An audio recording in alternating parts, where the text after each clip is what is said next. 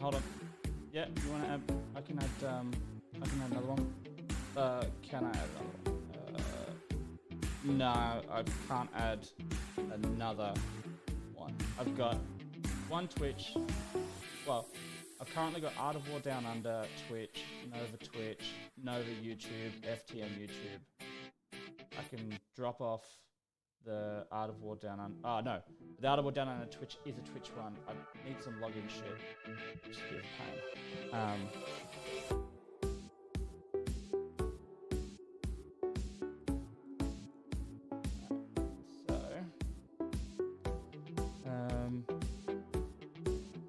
Theoretically, we are on a little waiting screen at the moment. Oh, you got it up, have you?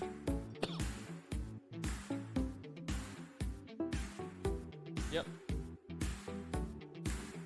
Yeah, I'm just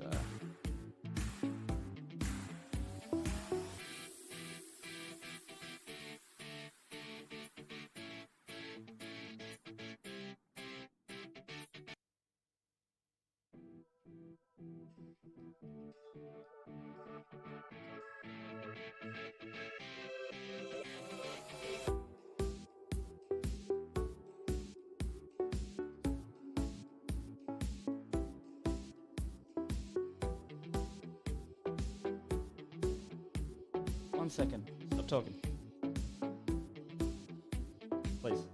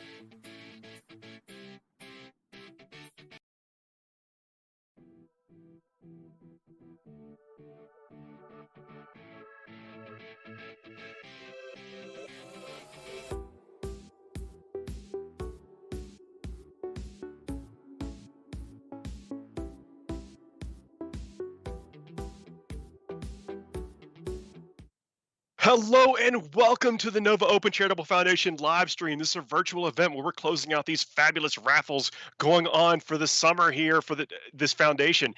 I'm joined by Adam Camilleri. Evening, everybody. Lovely to be here again. Tanya Gates. Good morning. And we got Josh Diffey, normally behind the scenes, but now we're bringing him up to the front of the scenes, man. Everybody, thanks for joining us. My name is Paul Murphy. I'll be your host for the next couple of hours. Over the course of this live stream, we're going to be talking about some of the wonderful things up for raffle. And towards the end, we're going to be drawing live winners. If you're anywhere watching, we really appreciate you doing it. Want to invite you to hang out with us for as long as you can, and also to get a couple of tickets. We'll put the link up we'll try to get in the chat, or at least we'll talk about it, where you can go to the Nova Open Charitable Foundation website to get some tickets if you haven't already. And if you can't, at least go and check out what they're doing. Look at some of the work from these absolute, just amazing artists, people that have donated their time, their figures, their talent. It's going to be amazing. Oh man, I'm always so happy to be a part of this every year. And more than that, I just love seeing some of the contributions that our community puts forward. It's actually phenomenal the quality that people are willing to donate to this cause, and every year the community comes out in force. And yeah, Paul and I and the rest of the team, we always try and put on a bit of a show to you guys to close this out. Now, this year there is some incredible pieces coming out of the work, and we're going to talk about some of them as well. But first and foremost, what are we here in support of, guys? We're in support of a bunch of different charities, and the first one I want to tell you guys about, and we'll drip these in throughout the filming and the show, essentially. The first one is we'll talk about is Doctors Without Borders. Do you guys know about these guys? Oh yeah, but tell us about it. I mean, this is something it's especially right now, the impact that these folks are making on the world is, I mean, really needed. It's amazing. Yeah, they're phenomenal. So the whole premise is well, it's in the name. Doctors Without Borders, an independent global movement providing medical aid where it's needed most. They operate wherever they're needed. They find the ways, they find the means, and through the support of organizations like us, something that the Nocf is very proud to do. We're able to contribute to them, helping people all over the world, providing aid wherever it may be needed, especially in the times we're in at the moment, where I don't think there's ever been a greater need in our lifetimes, and hopefully there isn't any worse than this. But yeah, guys, I just so freaking happy to be here. Thank you so everybody in the chat as well. Tanya's first time here. Have you been a part of any of these or these kind of events before? I've been part of charity events before, but nothing quite like this kind of scope. So I'm really, really excited to be a part of it. Thank you for asking me. Basically, anybody says charity and I say, just tell me when and I'll be there. Spot on. We really appreciate it. Paul, my man, is this our third or fourth rodeo? This is our third time doing this for the Charitable Foundation, and it really makes me, kind of proud to be here, especially with this, taking the time, talking about this stuff. One, I love miniatures, right? I love helping people. I love hanging out with y'all. I love hanging out with the chat. I see Nurgle Matt checking in. Thanks for joining us this morning. This is awesome. And then I really want to start focusing on some of these amazing models, because there's 3 different categories. Actually, I think 4 different categories. If you go to the website, you'll see there's some armies, and not just from Warhammer, Age of Sigmar or Warhammer 40,000, but there's some other things as well. You go to the units, and in the units you'll see some smaller forces that can be used for some other games like Warhammer Underworlds, where if you get those, if you happen to be the winner of those, that's all you'll ever need for that. You can take that and play it as is. Then we got some single models, and then we got some experiences in that thing in the specials category. And these are time people are donating things from their own personal collection. They've made things specifically for this thing. And people are giving their time and some cool things that you might not ever have the opportunity of getting outside of stuff like this. Exactly right. On top of that, we have some really great armies. I love what you said, Paul, about this not just being a Warhammer thing. Like, there's actually a really phenomenal Clone Wars, Star Wars Legions army, which is phenomenally top shelf. There's an entire Blackstone Fortress set, the whole set. Not just like the good everything guys, released from Blackstone Fortress. Everything. Yeah. Midwinter Winnies and his team has come together and put that together for us. Is a phenomenal donation they've contributed. And they're a long-time contributor to the Nocf as well. And there's a Crimson Hunters, literally a full 2,000 point Crimson, like a Chaos Space Marine army that I know my man Joshua Diffey, who's sitting here patiently, would love to sink his teeth into. Give him some flashbacks to 7th and 8th edition for sure. Now, realistically, these are things that are going. Only one person is going to come away with this. We're coming here for the experience. Like the tickets, a few bucks if you can kick in, and then you got the opportunity to maybe come away with some of these things. We're going to be talking about the winners as we get closer to the end of this show. Sorry, Josh. Nah, all good. I was just listening to all the sound and listening to your beautiful voices. It's also my third NOCF stream, Right. but it's my it's the second one where I've actually been in front of the cameras. The first one I was just the data monkey behind the scenes, and right at the last minute I'm completely underdressed. They make me they're like, oh, put your camera on. I'm like, Anyway, I did. Oh, dude, it was So- such a wonderful thing. It I mean, I'm was. telling you, this is a, I mean, it's fun, right? But it's also you know, a little bit of a lift on the behind the scenes, and I wanted folks to see what you were doing. So thanks for coming, for agreeing to come on and hang out with us this whole time this time. Spot on. Now we have a goal, yeah. So we're gonna be on here for about 3 hours, give or take, and we have a goal for these 3 hours. We want to raise $10,000 in these 3 hours. That's what we thought about, guys. We wanted that was what we wanted the goal that what we want to strive toward, what we want to push towards. And what do you guys think about that? Because 10 grand in 3 hours, like that is an amazing achievement by this community. Look, that's a lot to ask, right? And this is one of those things to where if you've already gotten some tickets, we want to tell you about some of the things that that are up. We know that we've got a huge amount of tickets that people have already been purchased because they've seen these things over the last few weeks. They wanted to be a part of it. Well, no, if you can dig a little bit deeper, a few more tickets because you want to try to come away with one of these things. Well, absolutely. I won last year, guys.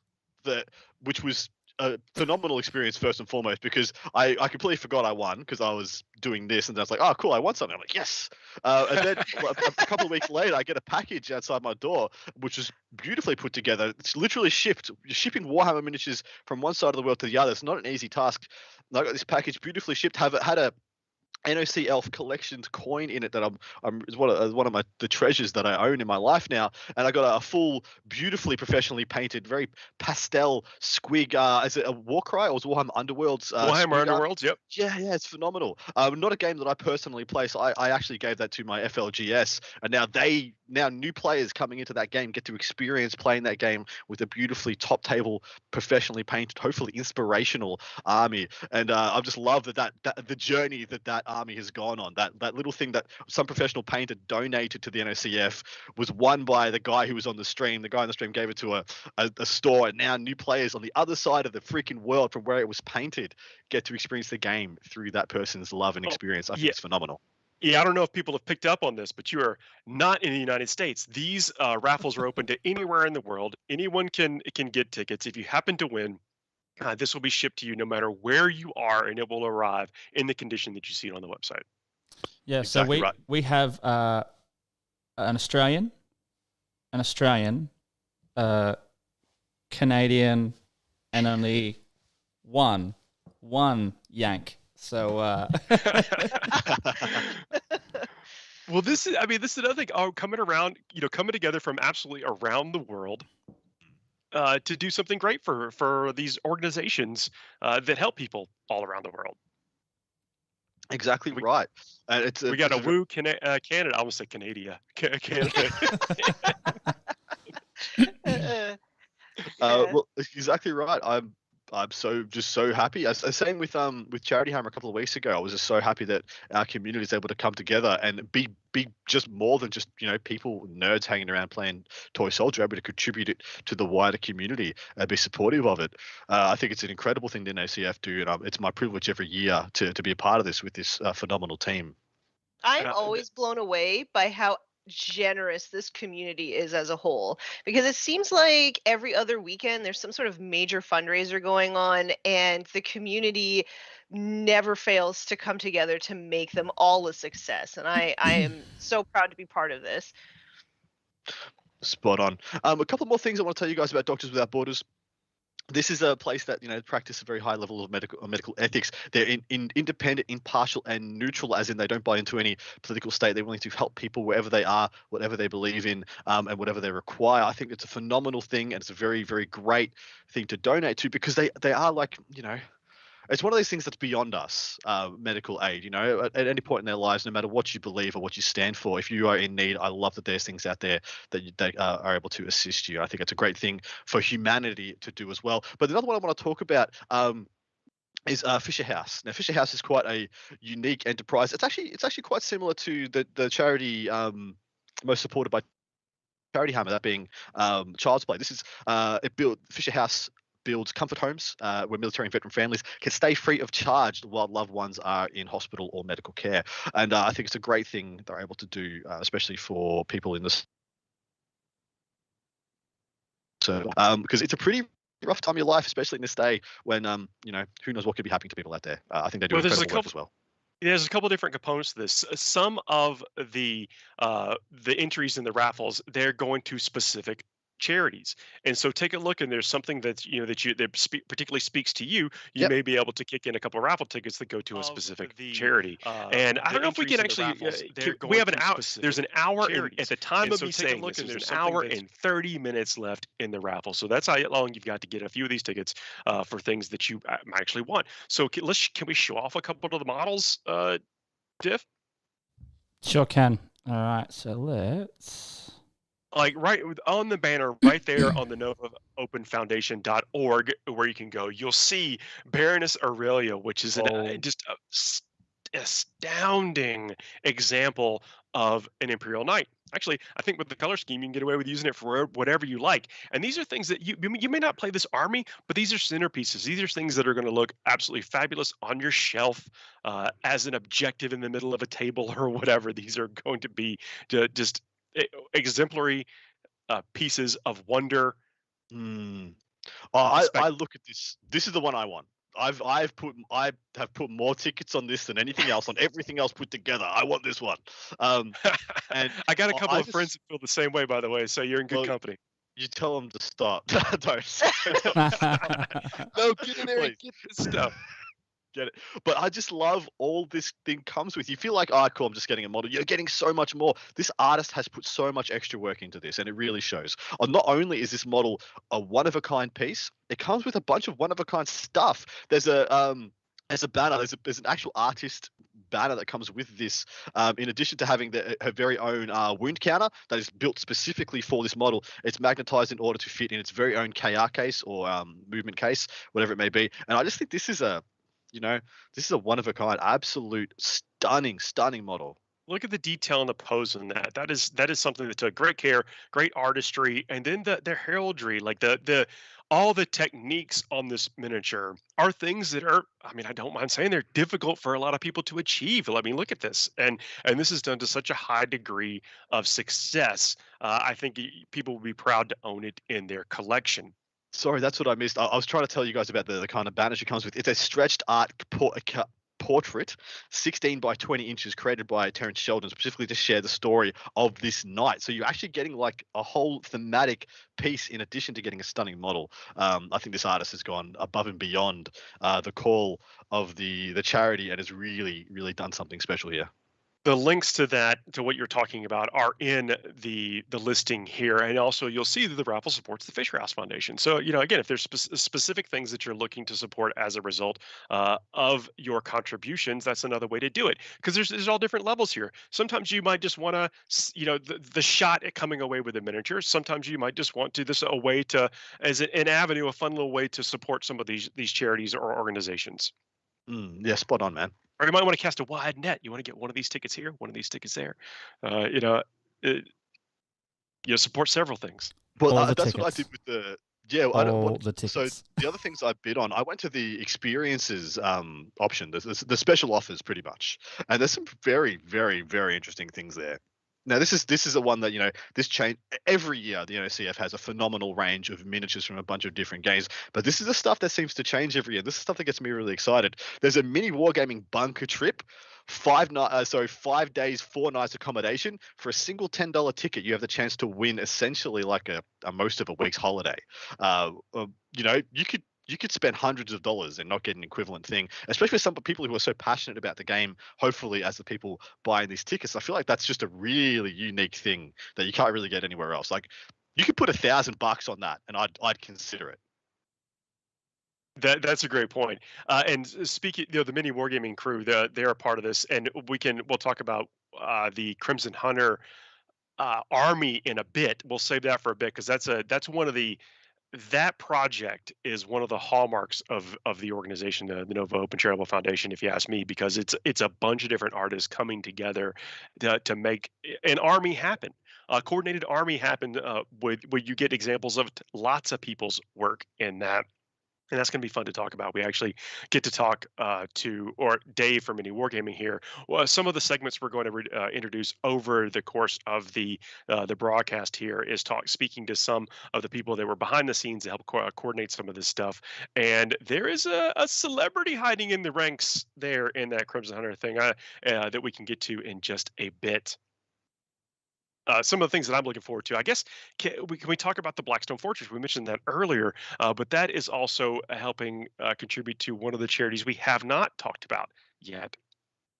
And this is the entire Blackstone Fortress collection. What do I mean by that? Blackstone Fortress is one of those games, and what I love about some of these games from Games Workshop that are, different from Warhammer 40,000 and Age of Sigmar is that this is something that makes it accessible to people that may feel like jumping into the tabletop war game, tabletop strategy, or whatever is either beyond what they want to do, not the experience they want to get from board games and or from their few hours of gaming. But the Blackstone Fortress and things like it's like lets you really expand who you can play these types of games with. And so if you are the Warhammer 40,000 enthusiast, you then get to share this with some of your friends in a way that they might find it a little bit easier jumping into with this board game experience. Well, this is a ridiculous contribution. This is so I can't tell you how big a thing this is, just to like say, hey, we believe in this cause and here you go. This is 77 miniatures. All of them, the vast majority of them, are individual miniatures you can't purchase elsewhere apart from in these packages, in these box sets. And they've all been painted to an exceptionally high standard by the Midwinter Minis team. And, yeah, and we got to speak to Guy too, who's fabulous to talk to. Absolutely. Tanya, have you had a chance to look at some of these pieces, and what do you think? Oh, the Blackstone Fortress stuff? I think it's absolutely stunning. The cool thing I think about the Blackstone Fortress a piece that is here is not only can you play Blackstone Fortress with these minis, but I think almost all of them actually have data sheets that you could play in Warhammer 40K as well. So you really get a little bit more value if you actually are looking to play with these pieces, I think, from this particular set of miniatures. I run a very dangerous risk if I win this. I think I put some tickets in those. I can't remember. But if I win this, I'm like, oh yeah, I guess I'm doing Trader Guard, all right? I guess it's just happening. I actually you can see on the landing page for this set of miniatures Esper and Locarno, and I actually use that in my guard army for a astropath. So you can also, you don't have to use the data sheets that are like official for Warhammer 40K. You can actually use these for a lot of different things as proxy as well. There are a lot of corresponding data sheets that the vast majority of people would be very happy for you to use these miniatures for, just because they're so exceptional. And as soon as if anybody picks up these models and has a look at it with any bespeckled eyes, they'll be like, wow, these are very high quality paint jobs as well. I love all the humans and stuff from the Warhammer 40,000 world. I think they look so amazing, and I try to collect all those models. And I don't mind saying when I've got these board games things, I in my painting log, right? They normally always get shifted to the end. So when I've got nothing else to paint, which is being a tournament player and an unashamed filthy meta chaser, it's I rarely run out of things to paint, and so I often don't get to these board game miniatures to get them painted. And now look, someone's done all the work for you. How could you not kick in a few bucks for one of these tickets just for the upside of potentially winning this and not having to have that in your paint log? Yes, dude, good point. Spot on. Many upsides. Do we want to dial up one of the our wonderful man Paul Murphy has got a bunch of canned interviews with some of the artists and contributors to the NOCF. Do you want to line up one of those now? We'll chuck it in and you guys can hear from some of the contributors who've put in so much effort, because realistically the four of us on here, we are just here to put in this production for you guys and hopefully bring this home in some style and get to that $10,000 mark by the end of this 3 hours. And please go through, jump on, grab some tickets. Well, an hour and a half. We got an hour and a half. Actually, at this point in time, about an hour and 20 minutes probably before the end of the raffles.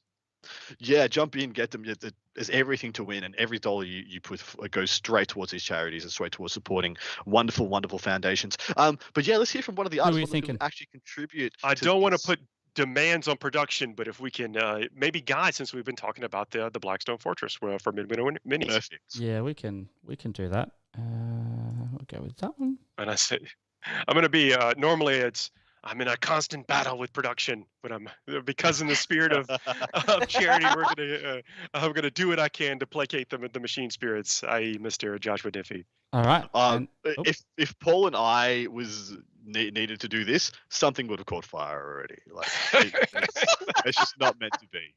How does the internet catch fire? I don't know, but they did it. It would. But yeah, let's hear from the Binford and Winnie's crew. And I hear about this Blackstone Fortress set that they contributed and the wonderful work they've done. all right. It's lined up. Here we go.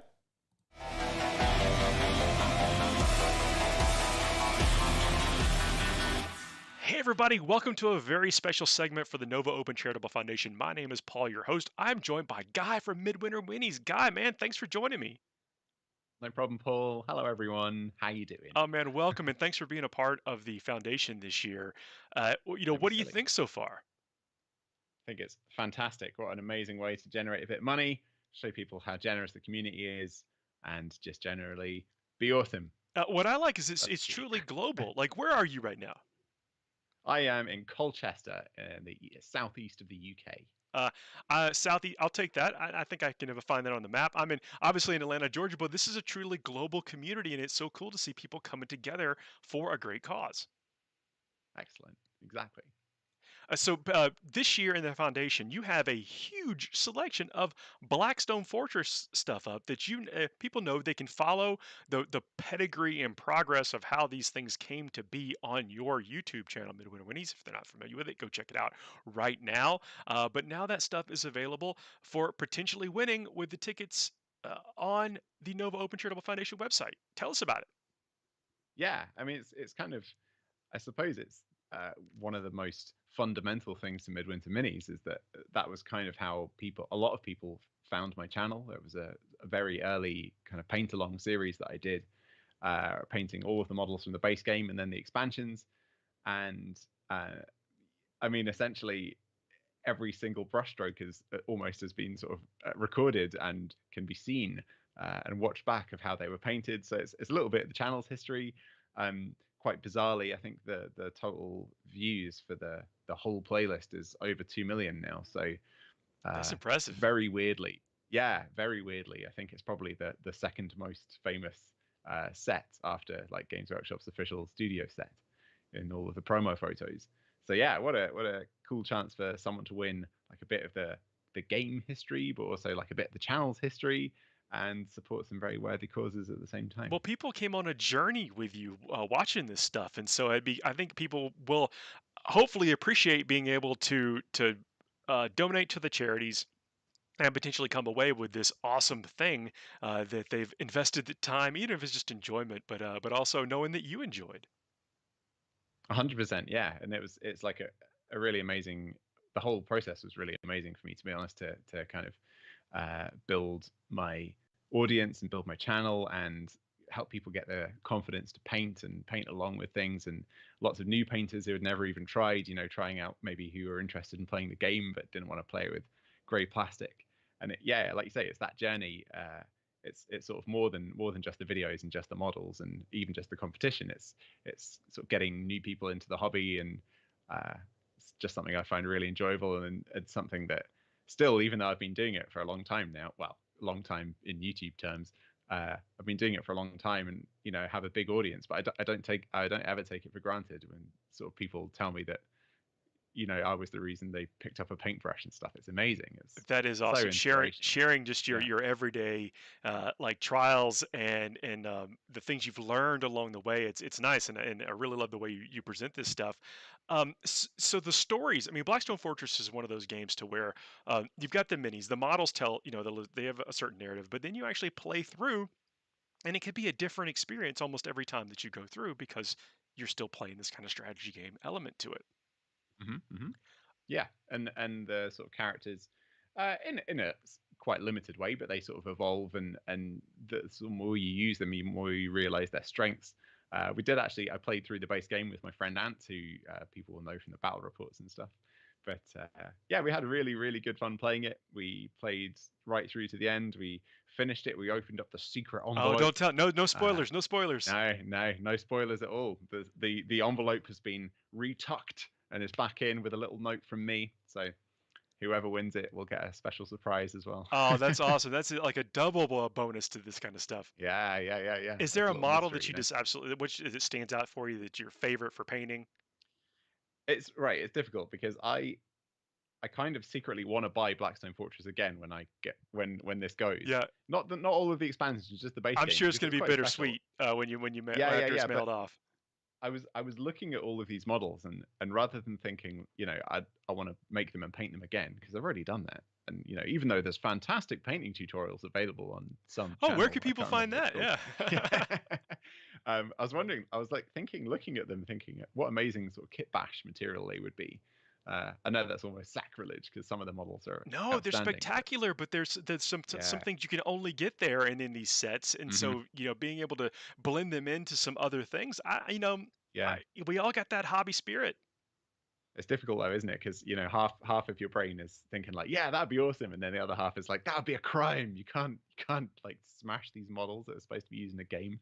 I think to actually answer your question, I think Pius Vaughn, the flamethrower chainsaw wielding space nun, is pretty awesome. I would say that's sort of top tier Warhammer in terms of it checks off all the boxes. Angry nun in space burning aliens and cutting them up with a chainsaw. Yeah. Do these types of board games and skirmish games, is that what you enjoyed the most out of the hobby? Is there something that calls to you from this style of game? I think primarily I'm a hobbyist in terms of a maker and a painter and a kit basher, I suppose. I do like playing the game. I do like playing lots of different types of games, but I think that my biggest joy and my sort of the most rewarding aspect for me in the hobby is to make and paint stuff. And especially to almost beyond that, to make things that weren't there before. So making stuff out of things that were going to go in the bin. Yeah. I think that's like a really cool, rewarding thing. And it's like a little challenge to yourself as well, isn't it? To actually make something useful out of essentially something that's destined for the rubbish tip. Well, and make it unique when someone, because look, we all get that little, I guess, little spark when people come by and go, man, that's pretty cool. Yeah. Making terrain. That's my secret love. Oh, nice. Yeah, I can see there's just so many ways to enjoy this hobby. It's absolutely wonderful. And then wonderful to listen for people to see this journey and now be able to get a part of it, be a part of it through things like this Nova Open Charitable Foundation. This is the first year that you've been a part of this, right? Yeah, I have bought a few raffle tickets in the past, but no, it's the first time that I've made something available for people to actually bid for, essentially. Well, not bid for, but yeah, buy a ticket for. I think this will be. Have you scoped out anything yet? Is there anything that you would like to get your hands on or kick in for?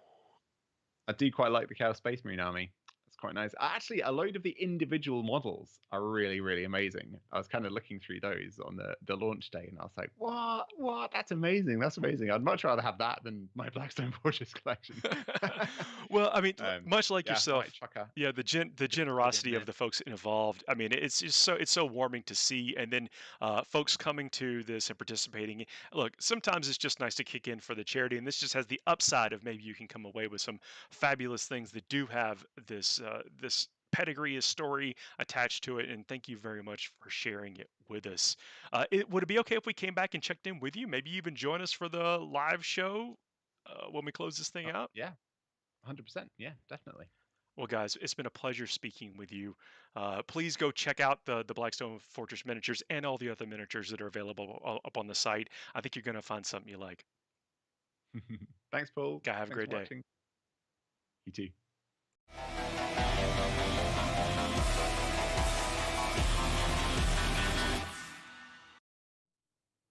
Can you believe it? Did you see those miniatures? That's what I'm talking about. Like, get this. You want this. You're going to want to play the game. The game is absolutely fabulous. I enjoyed it. Again, it's one of those to where you can spend an evening playing with folks, and you're never going to regret that time. You're never going to regret contributing to these charities. And then if you win, you're going to really appreciate it. So, hoping that enthusiasm from Guy came through, and I think it did in the chat. And then you get to see up close those wonderful miniatures. Well, you think about all the hours you can get out of that. Like, it literally took somebody hundreds of hours to paint those. A whole team of people, hundreds of hours to paint those miniatures. And then you could pick it up for as much as just a couple of bucks for one ticket. You could be the lucky person to walk away with it and get hundreds of hours of enjoyment out of that. Like, you can't really get that anywywhere else. I love moving miniatures around the table. Like, part of what we do in this game is that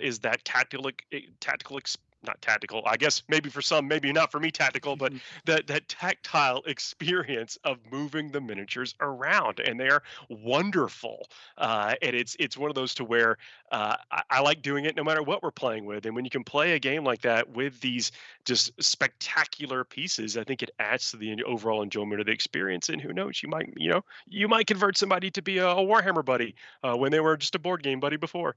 Exactly right. Now, there's one piece I want to talk about now. And this one's very close to my heart, probably very close to Tanya's heart. But this is the Catachan kernel. That is exceptionally hard to get a hold of. Like, and when I say exceptionally hard, I was incredulous at GW for how limited a release this miniature got, for how phenomenal it is. Now, for $6, you can put through a raffle ticket for this very extremely phenomenally rare Catachan kernel that is painted to a ridiculously high standard. And you can own one of kind of one of the rarest models to come out in the last 10 years. I was gonna mine is right behind me right here. He's hiding up on one of my shelves, and I painted him. I was gonna show the contrast of this is what a normal person can paint, and then here's one that's absolutely just stunning with all this. Just look at the camo, the artistry in this figure. But not just the camo. He's got a free-handed banner. Do you see it? Yeah. Yeah. Free-handed banner. It's amazing. Is that a banner or a loincloth? I mean, I'm just. It's not on the front. It's not on the front. It's fair. I'm a huge fan of that model. I think that they've done a great job. Who's the artist for this one? It is Israel Sanchez. Thank you very much. Easy Painting Studios, if you want to look up his other works. He's put that in support of Fisher House. Any contributions you guys put forward there, or any posted raffle tickets there, goes directly to Fisher House. And yeah, I'm really proud and really happy that someone got such a rare miniature, painted it at such high quality, and is willing to just put it in a raffle. I think it's a great testament to him. Look at that. I love the. Go ahead, Jay. I really love this format that the people that are putting the time and effort into building, painting, and supplying these models get to, well, basically they pick a charity that's I guess close to heart for them, and it's quite it's quite touching that not only they're helping the community and all that, but they get to help a charity of choice as well. Well, a lot of empowerment is in the artists. What do they want to do? What are they inspired to do? And that also translates into what they're inspired to help and put their efforts towards. And so that's another way. If you see a model that interests you, click into it, see what they're all about. Check out the studios of the painters as well, if they do have one. Check out their other works, and then also see what they're wanting to support. And if it aligns with everything that you might want something, you like it, you feel the same way about the charity, then kick in. It's important to mention that every ticket, everything has the exact same odds of winning. It's they've got a great randomization way on the end. So if you get more tickets, you're basically doubling and tripling with each one that you get, in the same increment. And do you know what you do if you do find a piece that you really connect with? You go over to the specials tab. You go over to the 2021 specials down in the 2021 summer raffles, and you see if that artist is putting up any classes. And you're like, wow, not only can I win this amazing model that they've painted, I could learn from them how they painted it and try and duplicate it myself. And what a special experience that would be.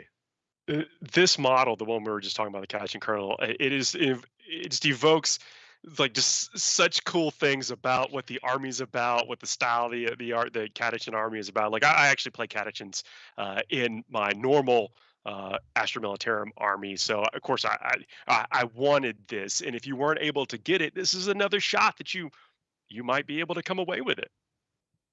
Yeah, and just the Predator, like just G Dub's commitment to making action heroes come to life on the, this Colonel Dylan from Predator coming to life on the battlefield.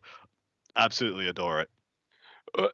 I like also the idea that my commanders, my Astra Militarum commanders, still like to get in there and slug it out, especially the Catachans. So the fact that there's a power fist on here, you know this guy's Exactly. got a mission. Yeah. You know that if that worst comes, let's say the hordes of orcs, the Tyrannid swarm gets past the tanks, past the platoons, and gets all the way back to this guy. He's gonna win the fight for you, and that's the story that I've got. And yeah, it's just. How cool is it? How cool is it?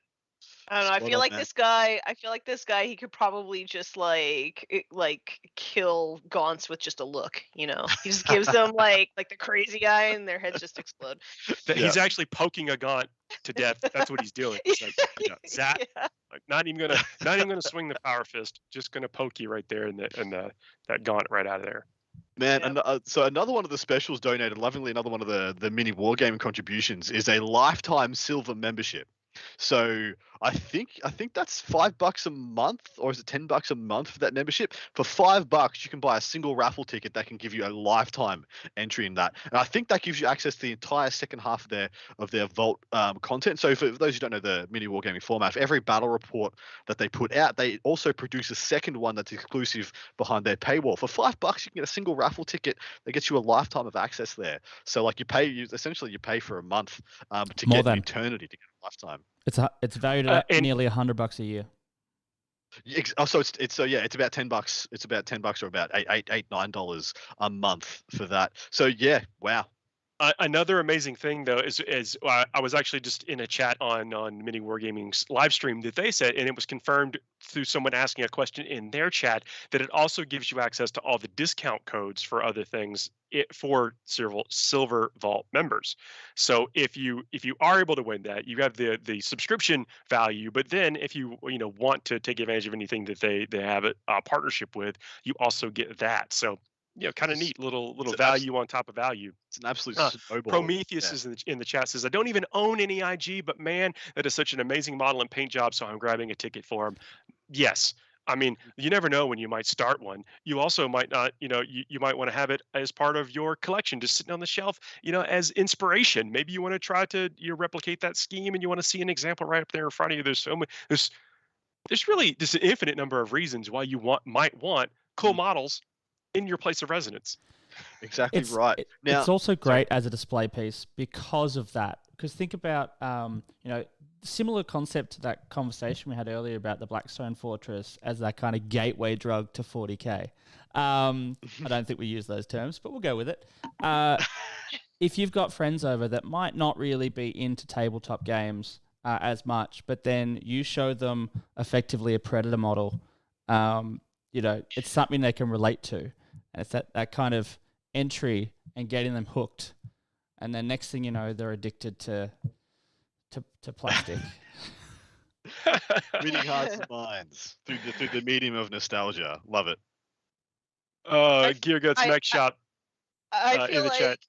I feel like your Catachan Colonel could also sit with your Space Marines and show them what a true hero looks like. Yes, I agree. Oh, y'all don't do that.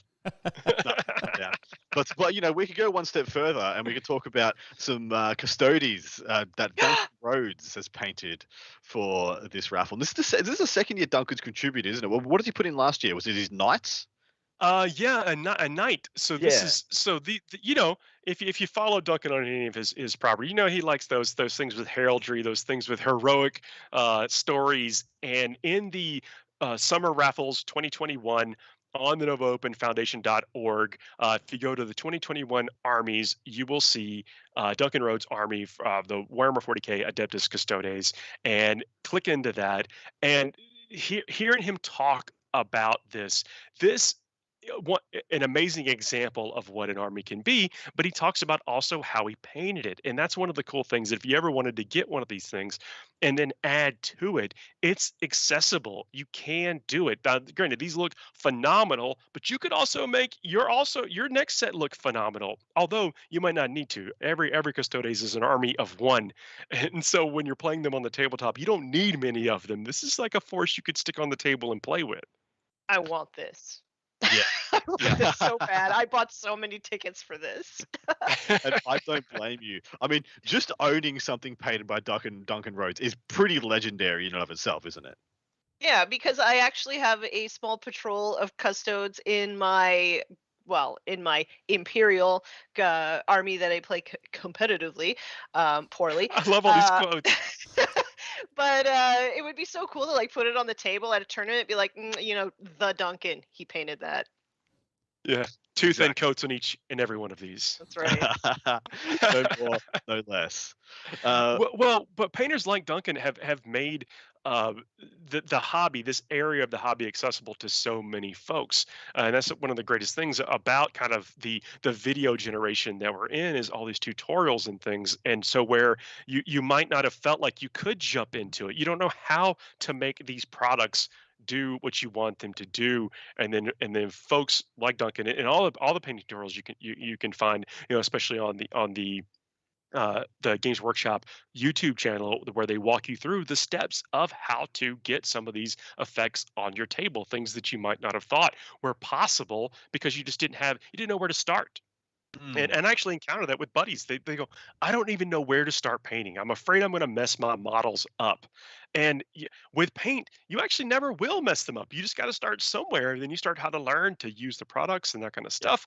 And then you see results like this, like these things, like spectacular examples of that exact process with the Adeptus Custodes and other things like this. But this, and we may even be able to queue up a chat with Duncan, if we can, Mr. Diffey, but he talks a little bit about the process of how to get this exact look on your tabletop. Well, Yeah, and I will definitely give it a shot if I don't win, but I do really still want to win it. Yeah. Well, you get a jump start, right? It's a jump start on maybe a whole another collection. well, it's only like 12 miniatures, but for Custodes, that's like you only need to add like 10 more miniatures, and you've got an army. Well, you say that, and I completely agree with you. But we play largely 2,000 points in our grand tournament armies. But there's lots of different ways to experience this game. What we've got kill team, we've got combat Yeah, patrol. spot There's on. all types of ways to do this, and this is one of those things to where you can put this on the table and play in different types of scenarios, different things to see. Hey, you may have always been really interested in Custodes, but you just didn't take the plunge and get them on the table yet. This is one way you can do that. And I know lots of people that play. I'll tell you, Combat Patrol at 500 points is a radically different game. And you can play 4 or 5 games in the span it would take you to play one 2,000 point game. Dude, spot on. Not it's surprising at all. And the metrics all change a lot when you start scaling things down.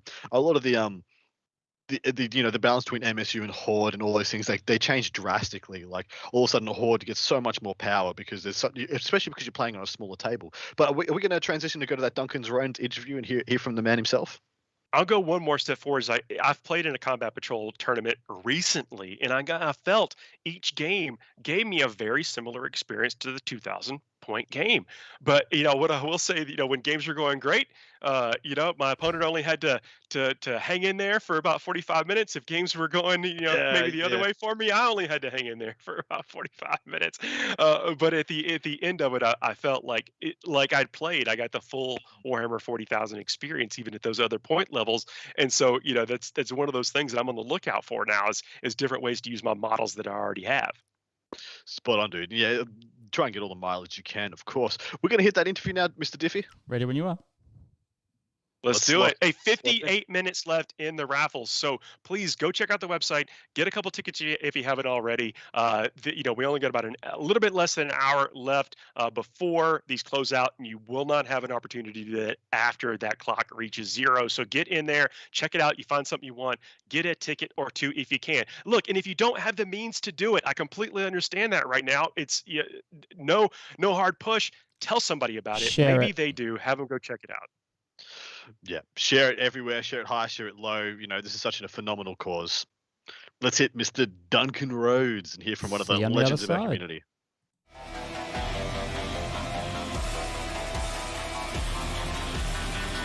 Hey, thanks for joining me on this preview for some things that are coming up with the Nova Open Charitable Foundation. My name is Paul Murphy, and I'm joined by the iconic Duncan Rhodes. Duncan, welcome. Hello, everybody. Hello, thank you very much. It's good to see you. Yeah, how you man, I'm doing? doing great, and it's been a while, man. Thanks for taking the time with us. I mean, looks like things are rocking and rolling with your academy. You want to tell me what you've been up to these days? Oh, it's at the moment, things have been super busy because we've announced that we're making a paint range, and these are all paints that are like developed from the ground up, and they're all colors chosen by me, and everything's got to get the green light from me using them. So most of my time, my own private hobby time, has actually been using these paints on all sorts of random figures. So Dude, that's I've not exciting, really been man. I can't painting wait to hear artists. more about that. But we're here to talk about these It's custodes yeah. that you've painted. This Mhm. custode force. How'd you get the color? The gold's so bright, man. This is shining. As they know, they are exemplar of the Imperium, but they're also exemplary figures, as you've seen, or what we can see that you've done. Oh, absolutely. Well, yeah, I got them. So actually, I started painting them way back when I was working for Warhammer TV, and we did a video on painting a Custodes miniature, and it was so. I mean, you can see all the magic there. It's basically it's Retributor armor. It's like That is one of layered my up and favorite everything. golds. It might even be my Yeah, current man. favorite gold. Oh, it's a beautiful paint. It really is. And once you hit it with some Liberator Gold as well, you can get a really beautiful shine on it. And these were when we did the video for it, I just really enjoyed it. So I ended up just painting a few more. And there was one I painted previous to it, which was my test model, which actually is the commander of this force. So there's one of the regular Custodes sort of posers, but he's got a cloak and everything. He's got his guardian spear held upright and stuff. So he's like the leader of them. And yeah, he was the test model I did for that painting video. So everything derives from him. And I just had such a good time with it. I ended up just doing some more. And there's something that they're like. I can remember, like, at the time when we saw these kits for the first time, when they were in this Horus Heresy box set, and we were all saying, can you imagine going back to yourself like 5-10 years ago, and you're working the retail chain, one day there's going to be Plastic Adeptus Custodes. You would have thought we were mad. Well, you'd also thought they maybe didn't have it was like the long coats and no shirts and just the spear. They're from that Oh, art. Remember that? the old style. They've Yeah, come a with all long that way. hulking But out. I love it. You're right. These kits, they're basically imagination made manifest. It's They are. spectacular, and you like the knightly stuff, right? So did Oh, yeah. did you play into that with these as well? Well, I played into the theme of how these are like, the very best soldiers of what you could possibly have. So I just really went into trying to make them as clean and sharp as I could. So it wasn't really like mass producing figures or anything. When it comes down to the individual heraldry, that's really displayed on. There's one of the shoulder pauldrons. It's like different on each guy, and on that, it's again, it's just all gold, so it's about as opulent as you can get. But yeah, I had a lot of fun with it. I also had a lot of fun with the like the red leathers that they've got, because it's not like bright red, because you keep that for all the cloaks and the plumes and things. But for the leather, it's Doomball brown, I believe. But when you highlight it with red, it's quite a curious thing. Oh, wow. When you just have Doomball brown on its own, it's brown, right? But when you highlight it with red, it suddenly looks red. So it's like a different sort of shift on the tone compared to all the other reds that appear on it. So yeah, I I had a do blast. think that's actually one of the marks of like true artists is how they are able to blend those colors together, and especially browns. I mean, I know I get kind of in I don't want to say a rut, but it's like I've got my go-tos. I know this is my go-to leather color and that kind of stuff. And you just kind of blew my mind talking about highlighting Doombull brown with red. Who does that? Yeah, it's just something to try. And I remember looking at the drawings and stuff for the artwork on the box and things, trying to deduce that into the video we were doing, and I just experimented with that, and it worked. I was like, oh, brilliant! All right, we'll do that. Well, it's absolutely awesome for you to be part of the Nova Open Charitable Foundation, and then giving some time, putting these stuff into the figures, and then sending this stuff, because this is something now for just a ticket, a few bucks to get in, is supporting a great cause, and they can come away with this. I mean, really spectacularly painted force. What's it like being a part of or being and contributing to the foundation? Oh, I think it's I don't know. It's hard to. It kind of leads into a lot of like the sort of strange attention I get for doing this job of showing people how to paint the toys, right? Like I can never quite get my head around it, and I keep a sort of distance, I suppose, from it because I don't want it to go to my head, right? But I think when it comes to Nova, I'm just happy that I can do something to help a good cause. Like it's sort of a magical thing that I can paint something and it's able to then to generate funds to help good causes. I think it's a very lucky position. It's kind of like how I view it. I'm just happy to help, I suppose, and I like that it's so like. In recent years, I've been sending things that are like part of my personal collections. Those custodians are an army I painted for myself to use myself because I liked them. So I feel then there's a sort of like a magical thing about them, like a certain Yep. attachment to them. So at least I hope people get that. I mean, it looks when they like see it. the I mean, miniatures. there's some heart and soul in these.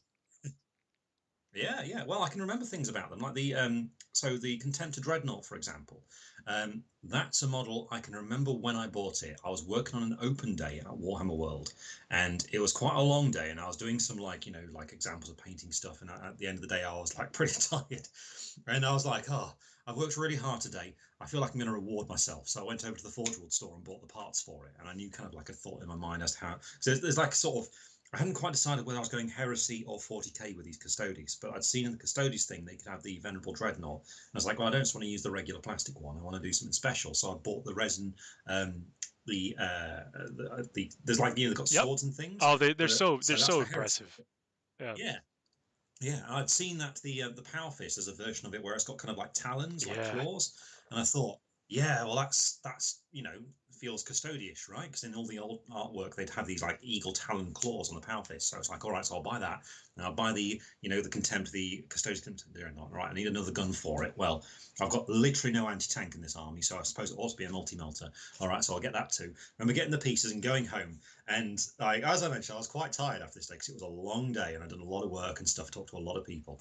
And I was just sat. I had a bath. I was sat in my pajamas and I was having a pizza for dinner. And I had a movie on TV and I was just sticking this thing together as I was watching it. And I was all chilled out. I can remember specifically doing all those things, and then getting the miniature, and then I took it into work. I sprayed it gold, took it into work, and I was painting it in my lunch breaks until it came to the completed miniature.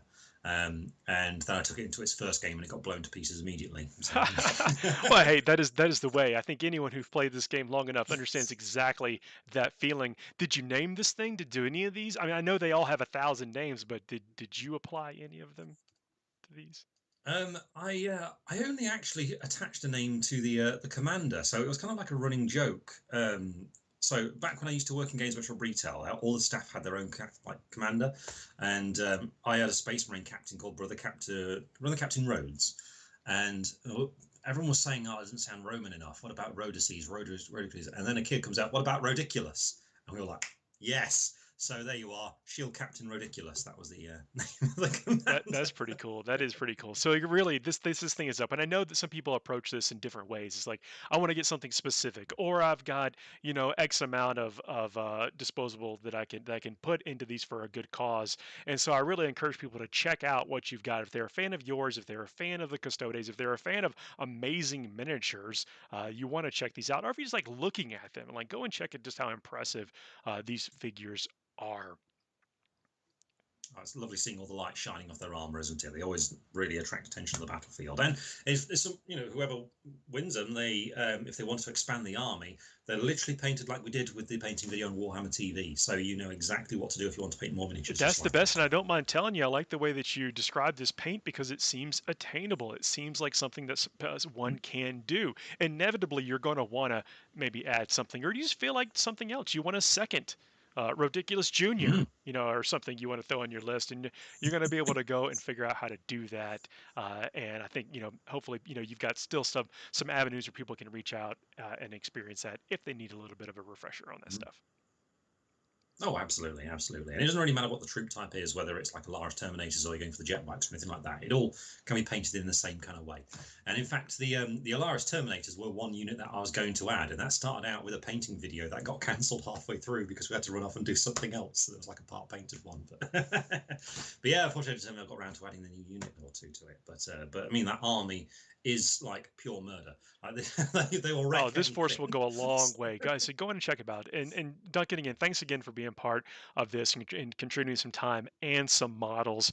I look forward to speaking with you again in the future. But until then, hey, as we lead up to this, our event we're going to have at the close of this thing, please go and check out the website. Look at all the stuff, especially look at the stuff from Duncan.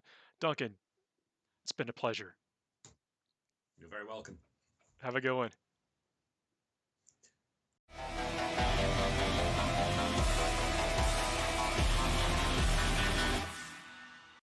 Did you see that? Did you see those miniatures? I mean, up close.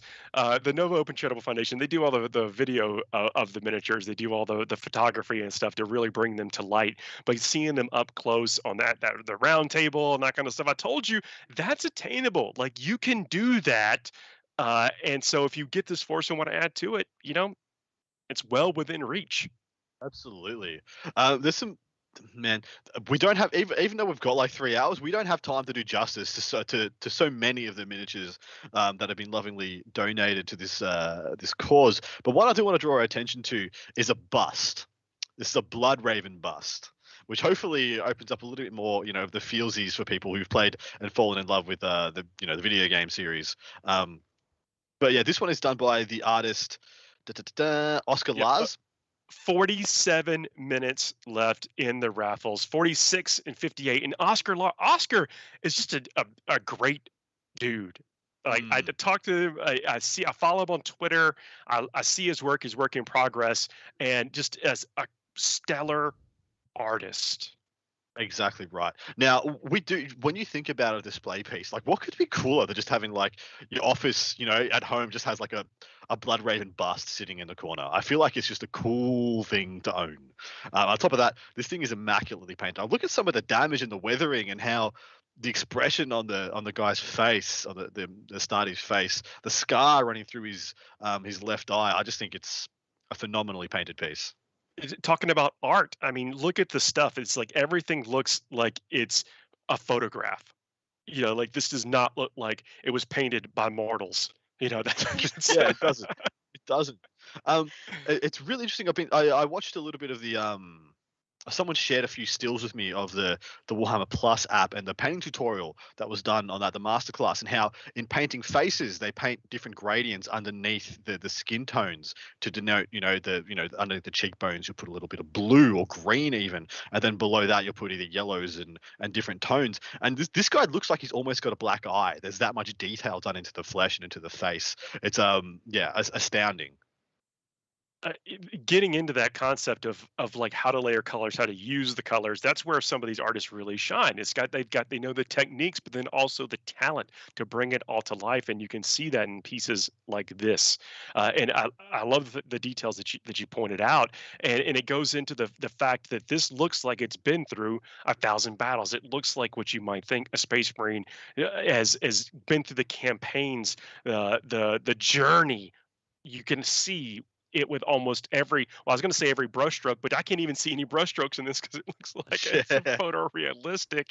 But you can see it with every nick, every scar, every service stud. It's all there. This tells a story with this miniature. Spot on. There's so much to get into, and I think that there is something here for everybody. Just in the single model section, there's literally something for everybody. We've got a Chaos Knight, we've got an Imperium Knight, we've got a bunch of Sisters of Battle miniatures, we've got some Giants from Fantasy, we've got some models from different obscure games, we've got an Abaddon, like got a Skink, a Lizardman. In the single model section here, I mean, sometimes your character models, like I know that this is something that I kind of struggled with when I was originally getting into painting, and this side of it is that I would get my rank and file, the core of my army. I would get that done to a standard that I was that I loved, and I wanted to make my character models pop. And so when I was starting to paint character models for the first time, or the the leaders, the HQs, the elites, I really wanted them to shine. And so I wanted to put more effort into them, and gives you an opportunity to do that. You can get these centerpiece models in this raffle that will stand up. They'll do what they're supposed to next to your own force. If you happen to have an existing force for this kind of stuff, people walk by and they will first be drawn into this spectacular thing, and then I'm like, you know what, this whole army, it gels together, it looks awesome. I can't Yeah. really explain why, but I really want the treasure dragon. It's so Reaper cute. It's Bowler. Well, let's talk about this. Love It's it. like, one, you don't have to have a good reason. If you just want it, get a ticket or two. But these miniatures, especially like tabletop role playing games, which people play, all more than they ever have in the past, which is really cool. I really like how the geeks and the nerds are taking over and invading the public, the pop culture. But these things can also be used in games like that. Like, oh, you don't play Flesh Eater Courts? Well, guess what? You don't have to. What you have now is the villain at the end of the dungeon that you get to whip out on the table and really on. shock your friends. Same with the mountain giant. The same with the forest dragon. Heck, even Abaddon, if you're playing one of those games. I think pretty much if your game ends where you're running into Abaddon, your game is probably over. Your GM, do not Uh, play with that GM again. yeah, your game master, you have done something. You did not bring the required 12-pack of their favorite drink. You did not bring their favorite chips, and now you have to face Abaddon the Despoiler. Yeah. So Guaranteed I don't. TPK. I hate that I've injected that out there, but it's still possible. That's one of I think the upsides of getting some of these single models. If you were curious as to what your reason would be, not that you have to have a great reason, but here you go. As a painter, could we just look at Terra the Silent? She's a Reaper model for Dungeons and Dragons or whatever your role-playing game is. There's one particular thing on that model that, like, I am a developing painter. I look at it and I'm just like, how did they do that? Which This model model was it, sorry? has. She's a Reaper model, Terra the Silent. She's like a thief. She's brown. She's in single models. Beautiful find- sculpt. Yeah, you can Yeah. look at that Baroque on the inside of her cape. Yes. Holy moly! I didn't even notice it until you pointed it out, but wow, that is some serious freehand. How is this ticket only $6 for this model?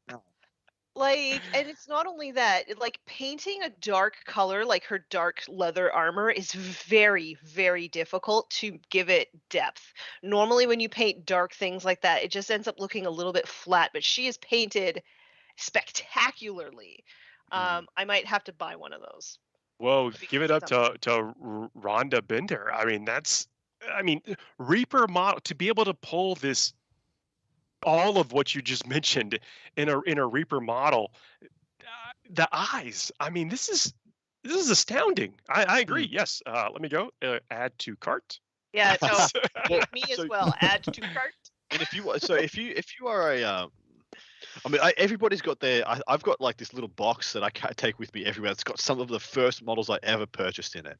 It's got it's like a first release Plague Marine that I tried to clumsily stick a jump pack to that didn't quite fit. It's got an old metal Juggernaut, that single pose metal Juggernaut. It's got an old metal Great Unclean one. I keep it there to fight off intruders because it's that heavy.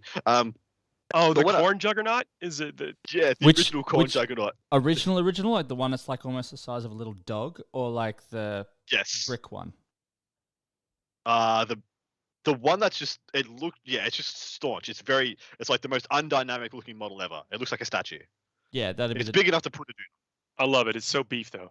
Yeah, But reading the synopsis for Tara the Silent, I will read this out to you guys. It's a limited edition model released as part of the Reaper Miniatures 20th anniversary celebration in 2017. This figure is one of the master casts, guys, of the first run of the mold. It was painted as the catalog figure for the website and promotional materials and was intended to become part of the Reaper Miniatures studio collection. I ended up painting another copy for Reaper in a completely different style. So this is a rare opportunity to own a Reaper studio figure. This is a one of a kind, guys. This is a first press mold of this model, and it's a piece of history. And so for $6, you could have a one of a kind, like a first press run of a 20th anniversary model. That's never going to come around again. True. That even more of an inspiration to add to cart. And well, we were just talking about the tabletop role-playing games. I mean, this is one of those to where, look, people, they bring their miniatures and they are the avatar. They are the 3D avatar for the games. And when you can just slide out something this phenomenal, you're going to impress your friends. Exactly if I win right. this, it's going to be my character in all of my D&D campaigns Every forever. D&D. No matter Oh, what, you're a paladin, you're a necromancer, Female rogue. Yeah. Yep. What are you going to be this time, Tanya? Female rogue. That's right. Tara the Silent. That's what. No matter what, doing what they do. Well, she's Man. Dara the Silent this time. Yeah, there you go. But yeah, that cloak is out of control. My eyes bugged out of my head as soon as you pointed it out. And it's subtle. You don't really notice it when you sort of like scroll through. That's why I think it's really great for everybody to actually like click on these and look at all the details. So you might miss them on the first pass. So this raffle supports Breast Cancer Research Foundation, which it's such an important charity. This is one of those things that touches a lot of people or have touched. I mean, we probably all know someone that or know of someone or know somebody who knows somebody who's been affected by this. And so I don't want to not talk about the important work that the breast cancer research does, and that everything matters. That's a long-term battle that the only way that we're going to be able to eventually defeat it is through work like this. And so seeing charities like this, opportunities like this to contribute with the upside of potentially maybe coming away with an amazing miniature, this is just a perfect opportunity to help out in something like this. Yeah, spot on. I have another miniature I'd like to draw people's attention to. This is Soul Piercer, Knight Tyrant of House Divine. So this is a Renegade Knight Castellan, or I don't know what that's called for Renegade Knights. Is it a Tyrant? It's a Tyrant. It's got to be Tyrant. The Tyrant? Yeah, Knight Tyrant, because it's in the title. It's late. It's 2 a.m. I was guessing as well, so they were. This is one of the largest models that G-Dubs produces, and the artist for this has put a howdah on the top of this model with like a cadre of characters sitting upon it. So this is a Slaanesh dedicated Night House Divine, who would have thought? And it's got a bunch of what looks to be like Slaaneshi heralds and cultists or, demagogues, standing in the pulpits on this howdah, like speaking down from upon high. I think it's a phenomenally well put together piece, and I think it's really, really great. Has he even put? No, sorry, I shouldn't say he. It is Dave Taylor is the artist. Have they put hoofs instead of feet on the bottom of the model? Are they actually hoofed legs? Those are. It's either on platforms or it's an ungulate. I wish it's on platforms. It's House Divine after all. They do look like. Is that a Sister of Battle chained to the front of this thing? It is. Yes. Amazing. Yes. I love these details. Yeah, this is a kit bash. Like, I mean, I guess we can call this it's a kit bash or a conversion, but it's got so many things built into this. Like, to make this model alone, let me just see if I can add up the kit dollars. So that is Celestine with that. That's the Slaanesh thing from Age of Sigmar. That's the carriage with the guy on the back. So we're talking like $100, maybe more, $150 plus the knight itself. You're looking at probably $500 just in model parts on this thing, and then the incredible, what you like Adam just pointed out with the different conversions and things on there, the time invested in it, and then I mean, I think it would be unfair to call this just marbling on the miniature. It's like, so you and I, and I suppose Tanya and Josh, we no stranger to effects like this. Me and Paul looked at this a couple of days ago, and I almost thought this is marbling to the point of making the carapace looked cracked, and I thought it was a really unique effect that you don't see very often. The marbling looks like it's deep ravines in the actual, like, the armor plating, and it's a really unique effect. It's almost like Phantom of the Opera, like the cracked face, or the imperfections placed upon the armor here, that would make it such a good counterpoint into kind of Slaneshi Emperor's Children kind of striving for perfection. I actually really think it's quite clever. Jay says, look at it in chat, it's got the shocked face, and the mini looks great. Yes, it does. And the fact that you can get or potentially get this for, what is it, $7 a ticket? How could you not want to throw in that? Because this is one of those things. Every knight can look different in your army, and if you're playing heretical knights. Can we just also talk about the fact that this is a Dave Taylor miniature, and he's kind of like the master of kit bashes. Really, he's kind of legendary, and like, this, not only is this a spectacular piece to own, but like, it's a Dave Taylor piece. There are certain people in the community that if you said, like, hey, Dave Taylor made this, they would be like, oh my gosh, like, I can't believe that you own that, right? That's a fabulous point. I mean, if you go back even like in the White Dwarfs, some of the original just conversion kit bashes for things like Astra Militarum armies, those came from Dave Taylor a long time ago, and it's carried forward. You can see skill on skill getting built up over the time. And then this raffle supports Doctors Without Borders, like I was mentioning. So if there's a specific charity that speaks to you, and you want to put some dollars directly to that, this is one of those ways you can get a few dollars to Doctors Without Borders, and own a Dave Taylor piece maybe at the end of it.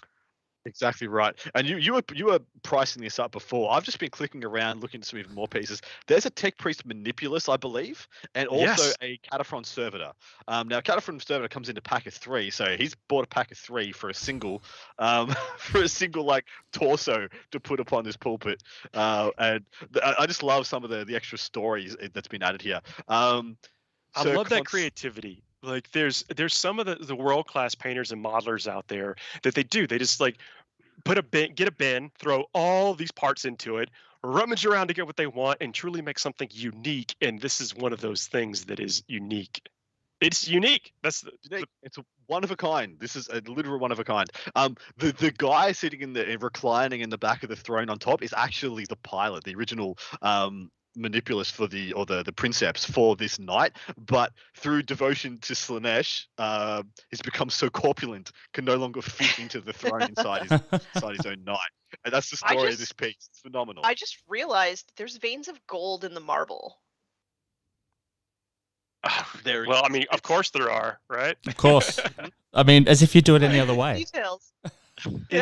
I can't tell. Is that your Vrain's headdress there? I can't tell. I don't know if that's on the original Slaneshi model or not, but it looks. Even if it is originally Slaneshi, like, okay, there's some correlation there. There's a lot to unpack in this model. A lot of lore represented here. A lot of potential new lore.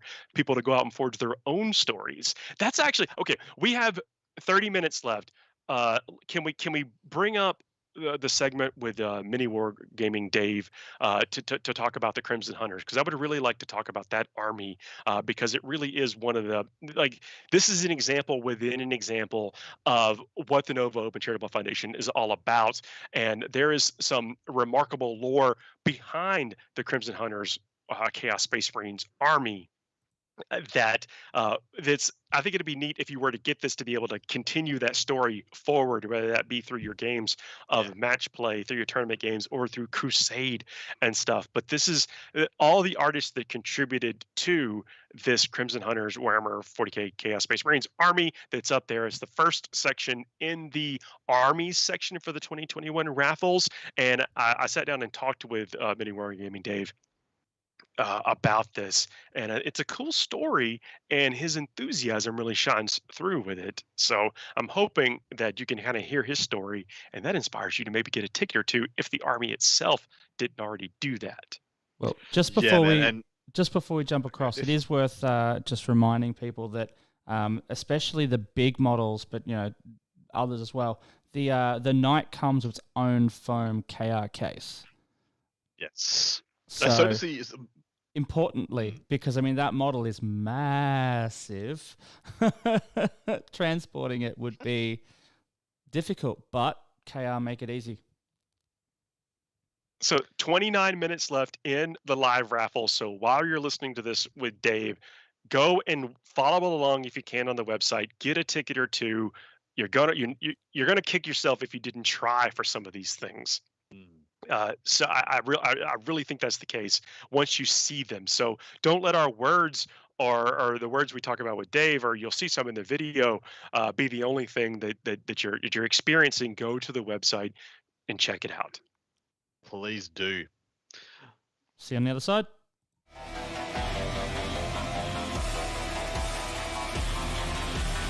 Welcome to a special segment for the Nova Open Charitable Foundation. My name is Paul Murphy. I am joined by Dave Norquist. Dave, how are you doing today? I am very, very good. Thank you very much for inviting me on this interview podcast. You are a good person who likes people. Obviously, you like skulls as well. Our interdimensionary correspondent here. Thank you for joining us, man. Look, I'm so happy to have you part of this, and always looking for an opportunity to speak with you. And now we get to talk about something near and dear to you, and that is chaos. Absolutely. I'm always happy to talk about chaos.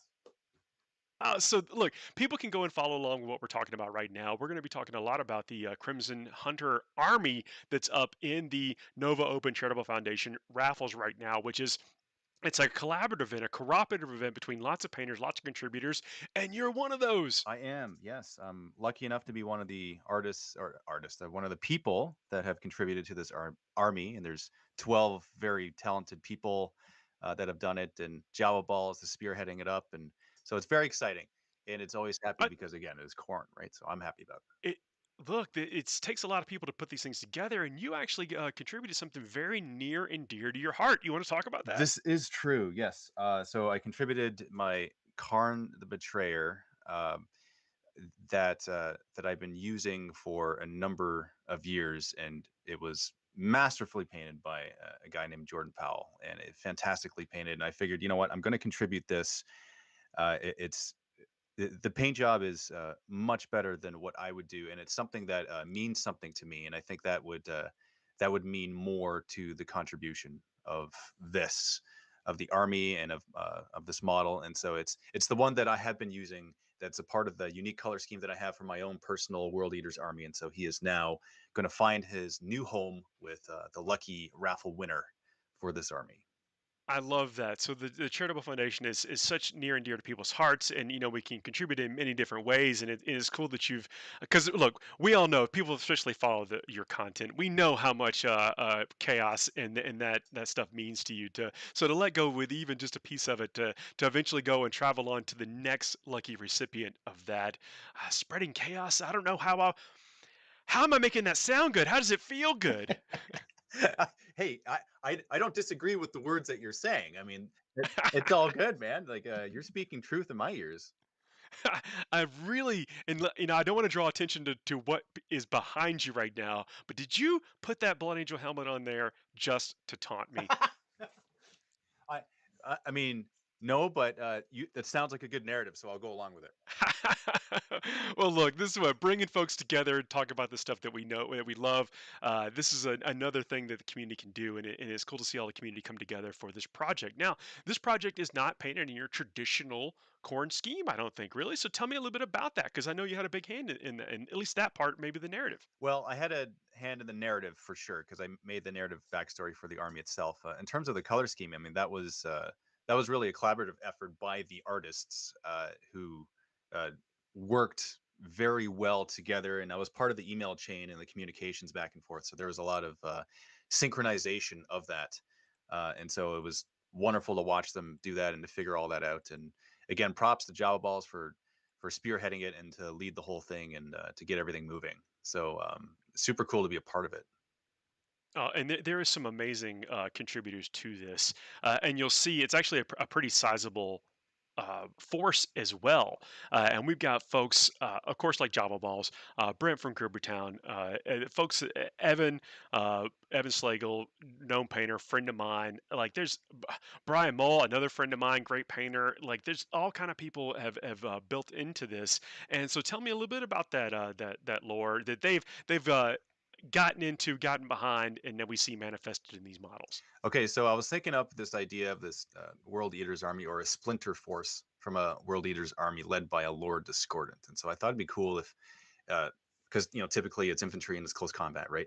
And so I thought it'd be cool if there was like demon engines, heavy, and then also in addition to that there was the infantry, of course, because you can't really have a corn army without the infantry. And so Gorak Crimson Hunter is the name of the Lord Discordant HQ of the army, and he was once a feared Chaos Space Marine Lord Discordant, and he was vying for Khorne's ascension, and he had a reputation for sowing seeds of disruption in vulnerable machine spirits. So he kind of took advantage of that, and he's like, okay, this is kind of a weaker spirit, so I'm going to go in there and bully it into submission. But now he is he's kind of a dispossessed shell of shame. You can call it that, right? Because he's like, Oh wow, okay. yeah, and so before his days of redemption, we'll call it, okay. So the Great Rift made Planetfall very easy for Gorak to kind of go wherever he wanted, and he fell on this backwater world, this feral world called Blackwater, and his timing couldn't be worse because that's the exact same time that the neophytes were being recruited into the Crimson Fists, and they have this annual tradition called the Festival of the Blooded Fist, and so that's where they recruit their initiates, right? And so he was expecting to easily reap souls for Khorne, and he was blindsided by the Space Marines and retreated deep into the cavernous mountain pass with a few remaining Mauler fiends and Khorne berserkers that he mustered, and they managed to run away. So this area, which is now named Gorak's Pass, is home to a dense pocket of warp energy that engulfs his warband in what feels like decades. And it's here that he has whispers from the warp that impart knowledge to him regarding the Maw Blade. It's a mysterious artifact of unspoken power. And so this lore actually fits within the mini wargaming lore that we've created with I'm loving this. with their narrative Loving campaigns as well, right? So with this newfound knowledge, his soul is invigorated, right, with a burning lust for glory, plus an acute desire for vengeance, sought against the Crimson Fist. So that's his sworn enemy, the Crimson Fist, and ultimately, whose untimely encounter thwarted his plans for eternal ascension and demonhood, because that's really what he wants, right? Can you imagine this awesome demon Lord Discordant? Would be amazing. Can you imagine the converted model? That'd be it. No, insane. I'm not a heretic. I do not imagine this stuff. I don't. Not yet. But okay, so to his fortune, Blackwater is home to remnant orc war bands, and who were once part of a great war that threatened the Crimson Fists. And so Skullbrag Steel Splinter, that's the name of my war boss for my Khorne orc army that I've converted up. He is the mad mega bully. There is a theme here. There's actually multiple themes that weave together. And Yeah, it's funny how it happens in a chaotic, organic kind of way. It all fits together, right? So he's the mad mega bully of the fish folk, and he leads his orc warband into Gorak's Pass, and he looks for loot and riches and is intercepted by the Lord Discordant himself, right? And so instead of the unexpected confrontation, which would undoubtedly end in the orc's demise, Gorak proposes another option for Skullbreak. He says to him, "All right, find the Maw Blade, bring it to me, and I'll pay you an immense teeth in riches and loot in the process." Speaking his He's language. speaking his language, right? And so Skullbreak accepts his contract and journeys off. And so that's Skullbreak's mission. He's out there doing this. Well, Gorak is still in this mountain pass waiting for this war boss to get the Maw Blade for him. And so Dude, that's the beginnings of the lore. that's pretty cool and deep, and lots of opportunity there. Are you looking forward to somebody maybe picking this up and carrying forward that story? Hey, if that happened, then absolutely that'd be wonderful. I had a recent discussion with Quipster about this, and he's a narrative-minded soul, so he had a lot of kind of splinter thoughts come from this, and so I certainly welcome any narrative ideas that could splinter off from this. Oh, that's awesome. What was it like seeing all these miniatures come to life? I mean, so some of these, obviously, you've got some thoughts on the characters. They lived in your head a little bit, and now they're on the table. They're waiting to be moved around and played and interact with other models, That's other characters. that's a story in and of itself, man. Like that was a pretty cool. It was neat seeing it all come together. Jawa Balls asked me at the beginning. He's like, "All right, so I was thinking about doing an army for this. I'm spearheading this up. I'm gonna talk to Dave. Dave, what should we do? What army?" And automatically, without hesitation, I said, "World Eaters." So that was the first response, just like without even thinking. In fact, Again, I'm not shocked here, and I don't think anybody listening is going to be shocked, but it's still incredibly cool. yeah, and I was really, I felt really good about him asking me, and I was very, humbled by that, and so it kind of just spawned from there, and then seeing all these people work together and seeing it be built is really incredible. It's really cool to be a part of that too. This is my first time being a part of a big project like this, and that's ultimately going for a good cause. I will say, year on year, people coming together and doing this kind of stuff, it's very rewarding, and everyone seems to be kind of driven and mission driven to create these things to allow people to get some raffle tickets, where there's only one winner, but we can all be a part of this. It doesn't take much to actually just get in on it, and you're really supporting some great missions and charities out there, which is where this is really all about. We get somebody at the end of this, we'll get to come away with one of these cool things at the end, but it really is the journey in supporting all these works. It's really happy to see you a part of it this year. Well, thank you. Yeah, and awesome. Again, like I'd love to be a part of it again if the opportunity affords itself. And it'd be cool to see whoever wins, whoever ends up winning the army, seeing it manifested on the tabletop with pictures and tags and social media posts, and see what it does, what battles. It'd be cool if it was part of a crusade campaign too, and kind of see the journey there and see the continuation of the story. Man, that's awesome. Well, we're going towards as we get into the back half of this raffle period for the summer raffles. We're actually going to do a 3-hour live stream that coincides with the very end of this. We might even announce some winners in there. Maybe this would be one of the things we can do. That's going to be very exciting. Maybe if you're all right, I can check in with you again in between now and then, or maybe even the day of. Not to 100%, put you on man. the spot, but 100%, yes. love to talk to you again about this, and especially as get people excited for these things, because it truly is magnificent. Agreed. 100% agree. Well, Dave, man, thanks for taking the time, and have a great rest of your day. Always a pleasure, man. Thank you.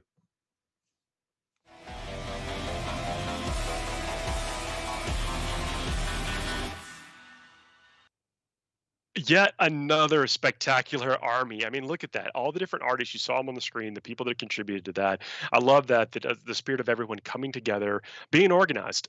Java Balls, organizing this in the background. This is a huge amount of effort, getting that consistency across the army itself. I don't know if you noticed, but Brent from Goobertown is one of the artists of this thing. So this is a way to get your hands on pieces like we just talked about, like from Dave Taylor.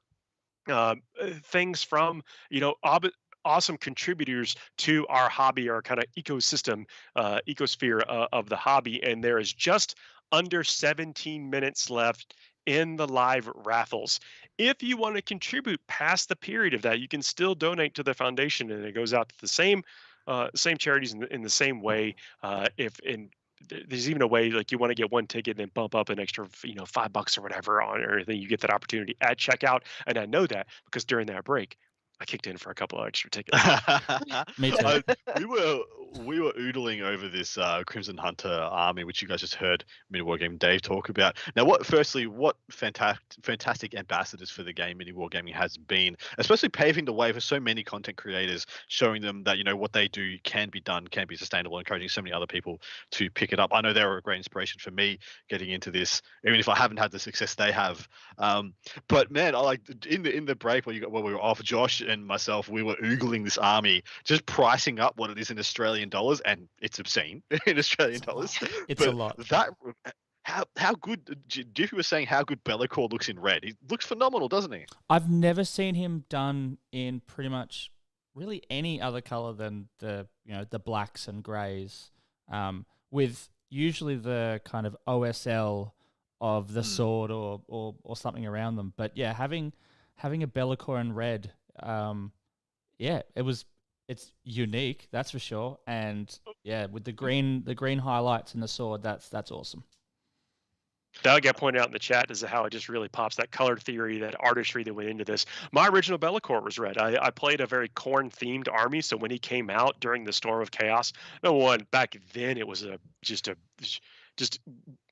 boggles my mind how cool the wings were back, and that model was. You really, you wanted it, so I had it, but I wanted it to match my army, so I also painted mine red. So there's like kind of like a spiritual link between back then and now, and seeing it translate. Maybe paint the new one up in red too, just because I figure like he could. I know he is the Prince of Shadow, the original Demon Prince, but he could probably make himself look every once. Yeah, probably could. Why not? Could probably pretend to be whatever. Yeah, I think so. Just do whatever you want. I think he's got all the marks.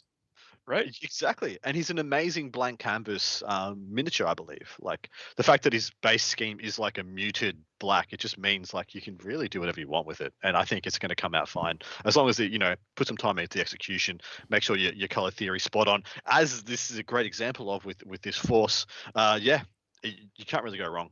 You guys buy a ready? ticket, try to win it.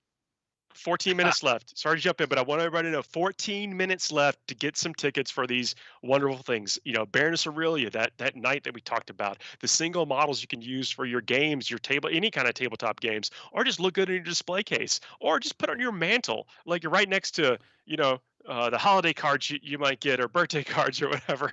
Like, and here's that. And then here's Abaddon the Despoiler. That's what I'm about, to show off. That's what, I mean, that. These pieces are worth that, I think. Oh yeah, absolutely they are. But just talking about a couple of the specials that are on here as well, because there's models are all well and good. If you like me, if you like Paul, you like Diffey, you like Tanya, I have a cupboard, a basket, a basement full of miniatures. But I don't always have the best expertise of how to paint them. There's a couple of phenomenal artists here who are giving up, 3-hour private painting sessions on, painting, modeling, and things of that ilk. For $7, you can get like a one-off experience that can enhance your entire enjoyment of your own hobby. I think that's a phenomenal thing. Well, talking about Caleb Weissenberg, is that I've seen this happen. He takes people that have no knowledge of airbrushing at all, and at the end of a single session, you're airbrushing faces. I've had an airbrush for going on a decade. I can't airbrush a face. The class I think I would benefit from the class. I would too, man. Like, I'm relatively new to airbrushing, and my technique is mostly used for I'm just trying to, I just do it to use a good pre-shade and then put down my base colors and then go back to the brush. I'd love to take my painting to the next level again. Like, I'd love to go up and to level up in that way, and I think this would be a great way of doing it. Yeah, so this is what you're taking. So they have learned things over time, right? And they get to boil it down, translate it to you. You get a little one-on-one to struggle, because some of these things, like I said, I watch a lot of tutorials, and sometimes they don't cover the step that hangs me up, right? So being able to talk to one of these folks that have this expertise already, they may be able to explain something in a way that helps you and whatever your personal hurdle is to get to where you'd like to be. And look, I try to never compare my painting to someone else's. That's not the way to do it. You really got to be happy with what you want. But sometimes you feel, at least I feel anyway, that if I just knew how to get to this one extra step, or get to this one effect that I want. Like, I really want this plasma pistol to look a certain way, or like Tanya was talking about on the last show we just did, talking about, want these headlights to look a certain way or whatever. How do I get there? And they can tell you like some of their expertise that they may not know to explain to you until you're in that one-on-one setting. And this is a cool way to come away with something like that. Yeah, 100% agree. Tutorials on the internet, like in video format, are one thing, but nothing is going to compare to having one-on-one interaction with the actual artist when you're trying to learn a specific technique, right? Because they're going to be able to look at what you're doing in real time and correct you in real time, or give you options in real time for you to try, and then you can give that feedback back to them. It's just such a great experience, and it's really inexpensive for the chance to win that. That nudge, sometimes folks, they just want to be like, I really want to make this color work, and none of the tutorials are for that color that I thought.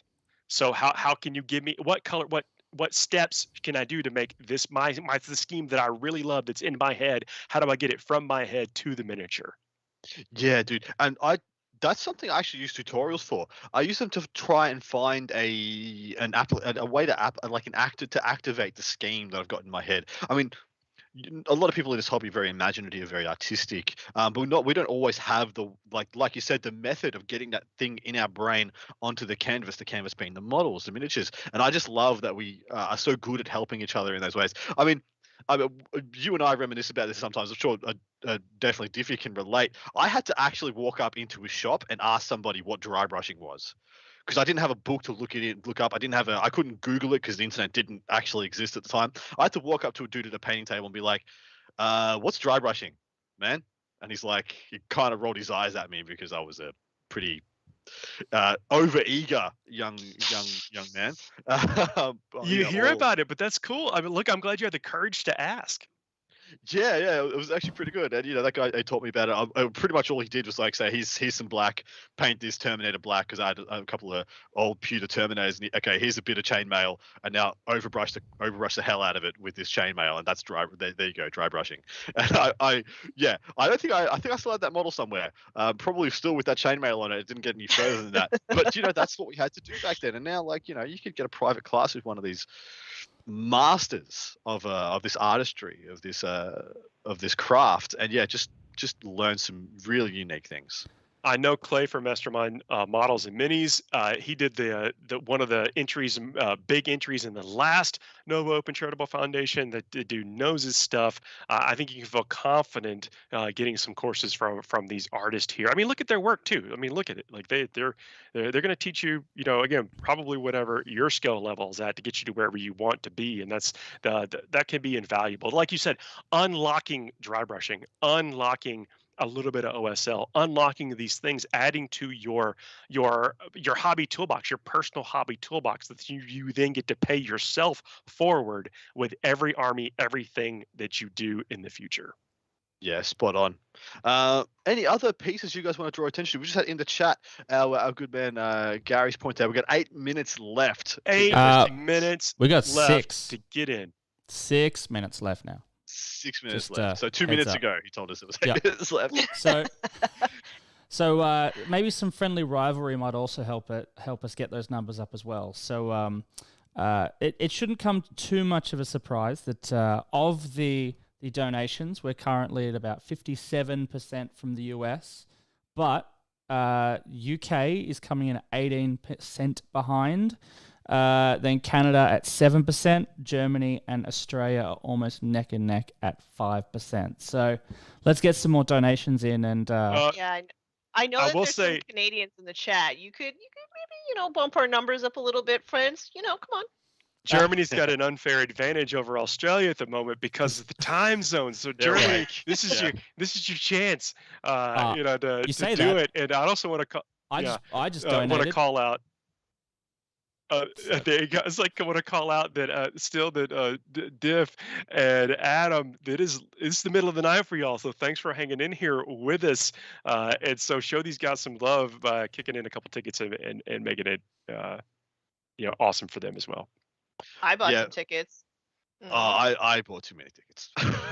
I love this. Prometheus 7 just realized that Baron Sorel is basing is near perfect match for their Mantis Warrior bases. So you know what? Whatever you need is inspiration to get in there. But that's really cool. And I would Perfect point out bases not exactly hard to change if that's a consideration. Well, another thing about Baroness Aurelia, I believe she's got her arms magnetized as well. So if you wanted to, you could just buy another knight, magnetize those arms, and then you have essentially 2 knights that are fully magnetized. And if you want, you could do your best to your best ability, replicate the arms on Baroness Aurelia on your things like your rapid fire battle cannon, on your Avenger Gatling cannon, and you could have every knight from that one chassis. I mean, it's already magnetized. You wouldn't be altering anything, you wouldn't be changing anything, you wouldn't be really removing or fiddling with too much at all. It's just some magneted slots that are already there. I love it, folks coming in the chat, representing where they are, and thanks for hanging out, especially if it is the middle of your night, or even taking any time out of your day. Thank you for allowing us to come and be there with you and spend this time with us. Again, even if you can't contribute into the charity, it really means a lot that you're here with us, listening, checking out these models, helping us build awareness for this type of thing, because there's gonna be more. Apologies, she's not magnetized. I thought it was the arms, but it's the shield and the torso that are magnetized. Completely spoke out of turn. My deepest apologies. Someone can take that as their own hobby project to magnetize up that if they wanted to. But look, Dude, check out the pictures. You'll see exactly what you're getting. I have got a project. So I've got a week's holiday coming up, and I have an Imperial Knight that I've set as my project. If I find out today that I've won this Imperial Knight, Baroness Aurelia, I'm going to be hard pressed to not try. No, to not try and replicate that scheme. I'd want to have that Baroness leading like her own Knightlands of similar schemes. I can't say with any credit or any actual, with any certainty that I'd be able to get anything as good as that. But I would do my damn best to replicate as close as I could. So about 3 minutes left in the raffle. So get a ticket. It's not too late to get in there and get a couple of tickets and then check out. If you happen to miss the end of it, or you just want to kick in an extra $5 without even worrying about whether or not you come away with a model, there's something you can do that through the links on the website as well. And then after the close of the raffle, we're going to jibber jabber for a little bit while we calculate and tabulate behind the scenes. The Nova Open Charitable Foundation, they are going to be drawing some winners live on air. So, hang out. You happen to be one of the folks in the chat that happens to win something. I would love to hear your reaction if that happens. We would love to get your live reactions. Tell us what your plans are with the miniatures, if you have any, if they're just going to be sitting on your shelf or sitting on your display cabinet. So much the better. Sorry, Diff. Probably a question I should have asked before we started streaming tonight. But Paul, will they actually be live on air, or will they be texting us through the results? Oh, they'll be. I think we'll be getting electronically fed the results. No, look, I told you I'm always at constant war with production. I want you to find them and get them on. Yeah, I know you would. I know you would. But no, we're not going to place those demands on you. Hopefully, we'll be able to just get some electronic information on that, and we'll be able to announce the winners on air for the ones. We won't be doing all the raffles because there are so many of them, but we're going to do some. Hopefully, I think some of the higher profile ones, so people can hear that. And if you're in the chat, sound off. Or look, even if you're watching this afterwards, like, this is cool. Come in, let us know what you think. Let us know what you would like to see for these types of things, and the stories from the artist, or either from the winners or from the charities, that if we have any thing and what you want to see in types like this, because we want to make this fun and entertaining. And this is it's been a pretty cool way to spend a morning. Oh, absolutely. And I enjoy doing this this being the third one done by the current crew you guys are seeing. This is something we're very passionate about. Something that Diffey and I are very happy to stay up at the wee hours of the morning in order to bring to you. And so I hope you guys know that every single cent you guys put in means the world to us and the world to the Nocf. You guys are phenomenal contributors, and thank you so much to all the artists who've contributed as well, year in, year out. You guys put up some of the best work you can find anywhere, and you guys give it away purely for 45 seconds left. 45 seconds. Do it. Yeah, you got about 45 seconds left. Clear those carts. Get them done. Get it through. Log it in. And I know we're talking about the urgency of the last few seconds here, but this is a journey. Like, this is get subscribed to the mailing list, check out the site, bookmark it. So because they do this a couple times a year, and new things come up every time, and you never know what you're going to see. But I will say the consistency from time to time has always been just the absolute gloriousness of the models in the showcase of the artistry each and every time. I think that's it. I think they've closed. I think Probably. that is, man. I think just that's talked for 45 seconds. So it's probably only one breath. These will ship worldwide. This absolutely will ship worldwide. I told you guys here last year I won a beautiful Warcry squig. So I keep saying Warcry. It's still Warhammer Underworlds. It's still Warhammer Underworlds. Hasn't changed. But yeah, I brought a beautifully painted pastel colored. Looks like a bag of Skittles when I got it. The Squig Night Goblin Squig Army force for Underworlds I won, and was shipped in perfect mint condition without a single breakage from I think the NOCF is based in Washington. Virginia. Northern Virginia. I don't know where that is, but Washington is a state. You mean near Washington D.C.? Yeah, DC. Yeah. Sorry. Literally, the one side of the earth to the other side of the earth. it's in the northern pristine, hemisphere. Perfect. Yeah, that's right. Well, let me also while they're calculating some winners on the back end, we'll definitely announce some of those. I'm gonna say whether you got 1 ticket or 100 tickets, best of luck. Each ticket has an equal chance of coming away with something, and so if you even just kicked in something on a lark, I hope everybody gets what they want. Are you? Who wants to know the grand total? Let's see it. What is the grand total for this? Not just this stream, right? This is the whole thing. Remember, it's a journey. Yeah. These are folks that have been kicking in for a while. So, the grand total for this raffle is $102,000. Wow. That's pretty Shout impressive. out to the community. That's amazing.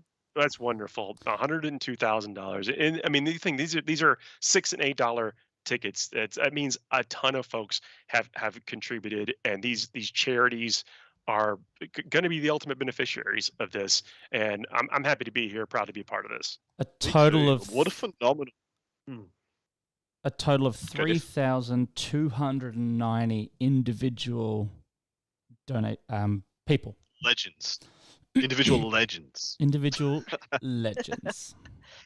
Look, and I know these are difficult times right now. Not everybody can kick in, so please remember, like if it's not your thing, right? Maybe none of the charities spoke to you or whatever. Share this around the next time it comes up, because this is the type of thing that not everybody knows exists. I mean, we're sitting here talking about it and we tweet about it and that kind of stuff, but not everyone knows the stuff exists. Don't even know it's available. Maybe it's maybe they're looking for ways to donate to charities, or maybe they just want a shot at getting some of these amazing models. Share it with your friends.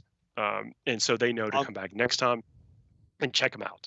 I'm absolutely stunned that we broke 6 figures. I think that's an incredible testament to the community, to all the contributors, and to everybody who's a part of this. I think that's absolutely incredible. And for those that don't understand the absolute scope of the NOCF and how long they've been going for and how much they've now raised for all the charities, since 2013, including this just $102,000, that brings it to $565,000. Wow. Of donations since 2013. I mean, that's the folks watching right now. It's the folks listening. That's the folks that have been coming back. Because there are folks that come back every year. Because honestly, the models are different every time. This is not like there's every time there's going to be one Chaos Army one night or whatever. You kind of there's some amazing stuff. Every year that I've been involved, I have bought tickets for an Abaddon. Just saying. Abaddon is on his 7th Nova Open Charitable Foundation crusade. It's a separate count. It is. It's definitely, there's definitely no obscure plot point that we're going to arbitrarily pull out to justify all the failures in the past which Diffey has not managed to win. He is also on his 13th crusade to get a spectacularly painted Abaddon model. We actually have a question. Kusaku in the chat has asked, other than the grand total, I'm interested in which army/model got the most tickets sold. Now, Yeah, I that's don't know if we're that's going to have cool. that. We can't. I don't think we have the access to that Mm. information. We just see the aggregates or whatever. But you got to think though, some of the stuff that if it's important to you, you got to think it's important to other folks. And so if you are wanting to be a part of or to get one of these things, and you know it's important, you might want to get more than one ticket because each ticket gives you a better chance of winning. But I don't. We unfortunately don't have that info. Yeah, it's the metrics. It's the different, like, do you spread your money out? Do you like buy Alright. one ticket of all the So we things you're don't- interested in, or you just We dunk don't on one? have. I've diversified. We don't Yeah. have the numbers that they want. However, there are 6 armies, 6 individual units, 25 models, and 5 experiences. What's that? That's 32 prizes. Yeah. I'll trust your math. I'll Yep, trust I Tech's wasn't paying math. enough attention. All right. I'm glad we're all there. So that's if my math was right there, which it probably wasn't at this at 2:00 in the morning. It's a little over $3,000 per prize on average. That's so cool. legit. That's really Yeah. cool. Yeah. Yeah. Actually, So again, yeah, something like that. yeah. With this, you never know. Again, what you're going to see for this kind of thing. But some of the artists, they're going to want to showcase their talent. So there's got to be some champion showcase, exemplary piece from certain factions, certain armies or units or other games. I know we didn't talk a lot about the fact that, but there are other game systems represented here, not just Warhammer 40,000 and Age of Sigmar. There are other game systems here. And look, if you know an artist friend, get in contact with the foundation if they want to contribute. Look, I mentioned that there's different ways that people can contribute.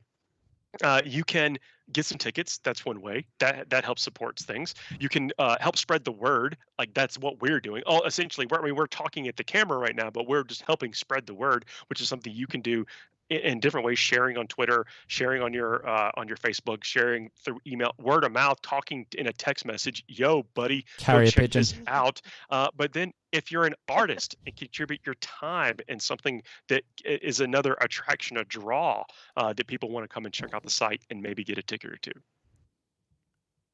Yeah, exactly right. Like, send up some smoke signals. I mean, don't set anything on fire in particular. That's that's going to be flammable. Smoke signals, carrier pigeons, it's all good.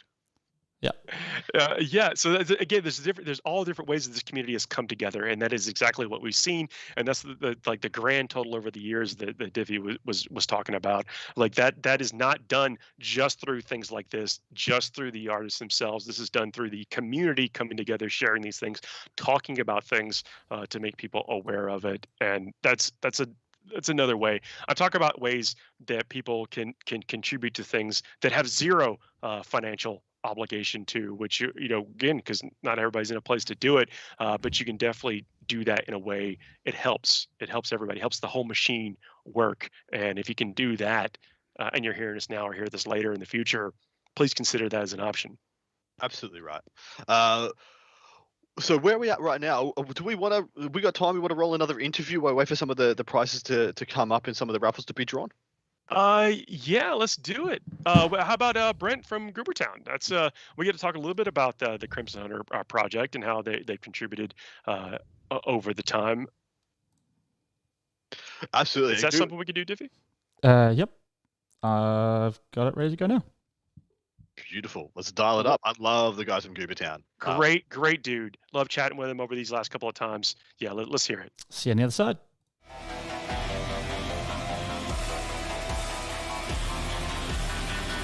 Hey everybody, welcome to a very special segment for the Nova Open Charitable Foundation. My name is Paul, your host. I'm joined by, I'm sure you recognize, Brent Omberger. Man, thanks for joining me. Hello. Good to be here. Dude, how you doing over there at Goobertown? Doing well. Hey, well, thanks for joining us again for the foundation this year. Can you tell me a little bit about what your involvement is? Because I think you've got some entries into the raffle. Yeah, so this is my second year doing stuff with the NOCF, and last year I did some Blood Angels. I painted 30 Blood Angels for last year's raffle. This year, tried to scale that back a little bit, but I did start thinking about what I wanted to contribute much earlier this year, and right about the time I was thinking about what I wanted to put in for the raffle is when the Warhammer Underworlds warband Kagra's Ravagers came out. And so that is 4 Slaves to Darkness, Warriors of Chaos, or 3 warriors and then 1 wizardy kind of lady. And yeah, so I have been working on an army for myself, this yellowy orange Slaves to Darkness army, and it's been a project here in Goobertown for well over a year at this point, like 18 months at this point. I should probably finish that up. But anyway, I really like the Hey, no pressure. yeah, You can no go at your pressure, own no pace. pressure. Yeah. I really do like that yellow paint scheme, and it seems like the internet likes it too. So I decided to paint those 4 figures up in that exact same paint scheme.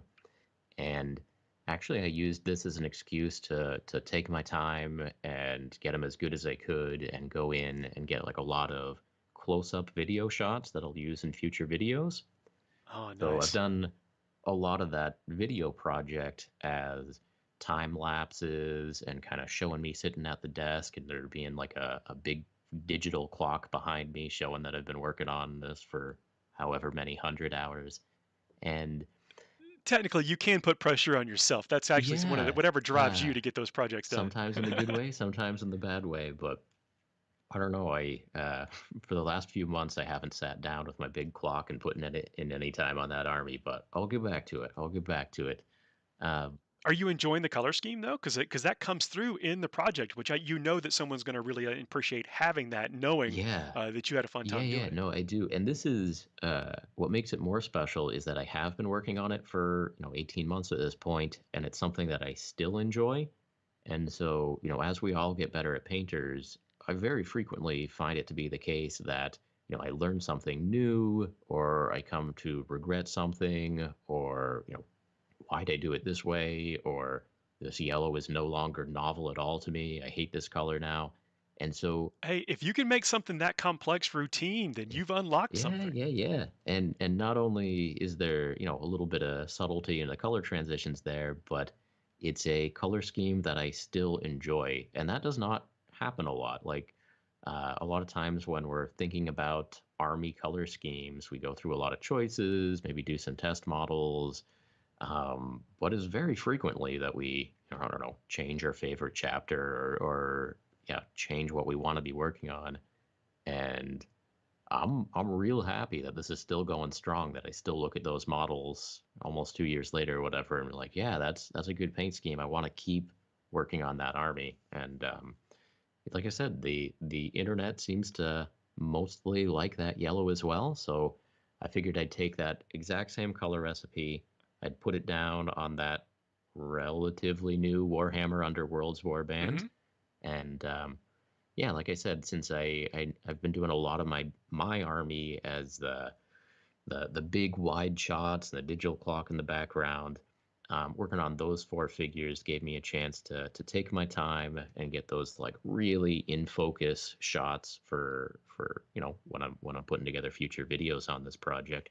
So the 4 minis from that Kagra's Ravagers set, as long as I finish that army, are definitely going to end up in a Goobertown Hobbies video, like those 4 that are actually being raffled off right now. And yeah, if you care about that sort of thing, yeah, buy a ticket, Oh, I think the enthusiasm is carries through. People are going to enjoy it. And look, that is a pretty accessible game too. So even if you haven't started playing that game, throw in a couple of tickets, and you're going to have a complete. That's a complete force. Mhm. Like you can take what you are doing and take it directly to the game, and you never need another figure out of that force. It is. No, and they are beautiful figures. So I remember the Saturday that force was released. I went to my friendly local game store and they only had 1 in stock, so I bought it. And then I drove to the GW store and I bought 2 more of those, so that Oh, I'd have nice. one to paint up and raffle off, and then I'd have one to do some conversions and make myself a new Slambo because one of the warriors has 2 weapons out to the side, Yep. and yeah, so I've got 2 of those boxes for myself, and one is over in NOCF headquarters waiting for a winner. But I did, of course, send along a pack of the Underworlds cards in case you actually do want to play with them. Oh, I encourage people to play. I mean, Yeah, yeah. it's a great game. It's I mean, it's something you can bang out with your friends in 30, 40 minutes and get a full game's worth of experience. And one of the neat things is that this is a, like, yeah, like I mentioned, it's just a full army. You never need another figure. So it's, if you're looking to get another ticket or two, even if you're getting multiple things, throw in a ticket on this, and if you win, you've got everything you need to play, Yeah. Yeah, I basically. guess with Underworlds, I mean, if you're really getting into it, you might pick up a couple of cards to slip into your deck or something. But in terms of actual figures, that is the warband. You can neither add nor subtract from that warband.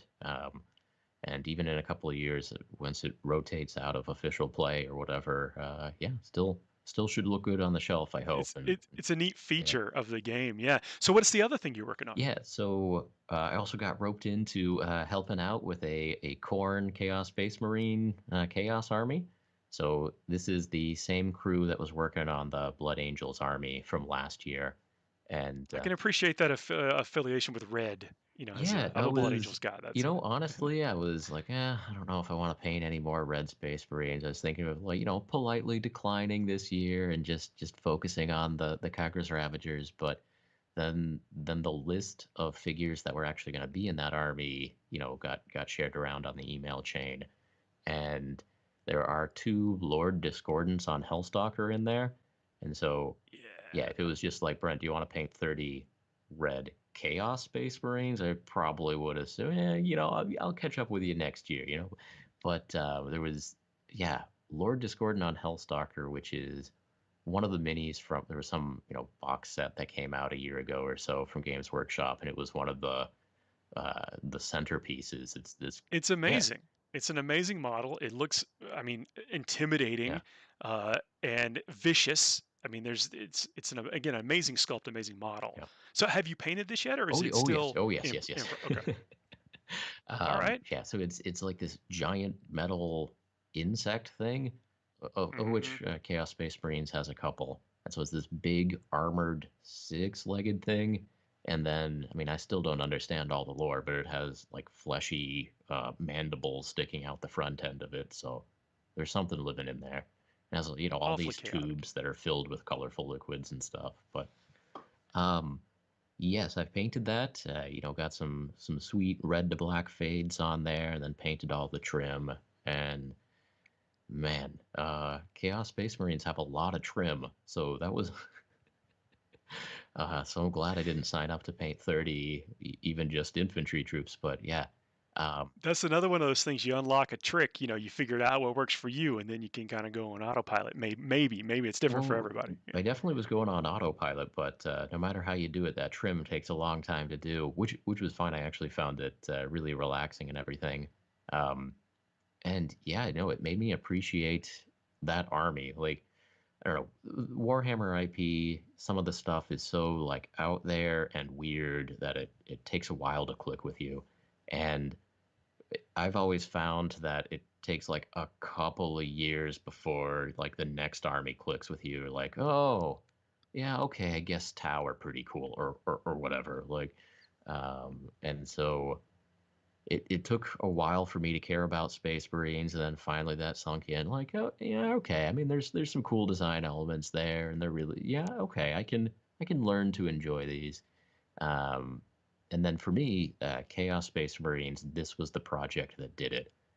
One, just that sculpt is so cool, and then two, I was sitting there painting all the Magnificent. trim, Yeah.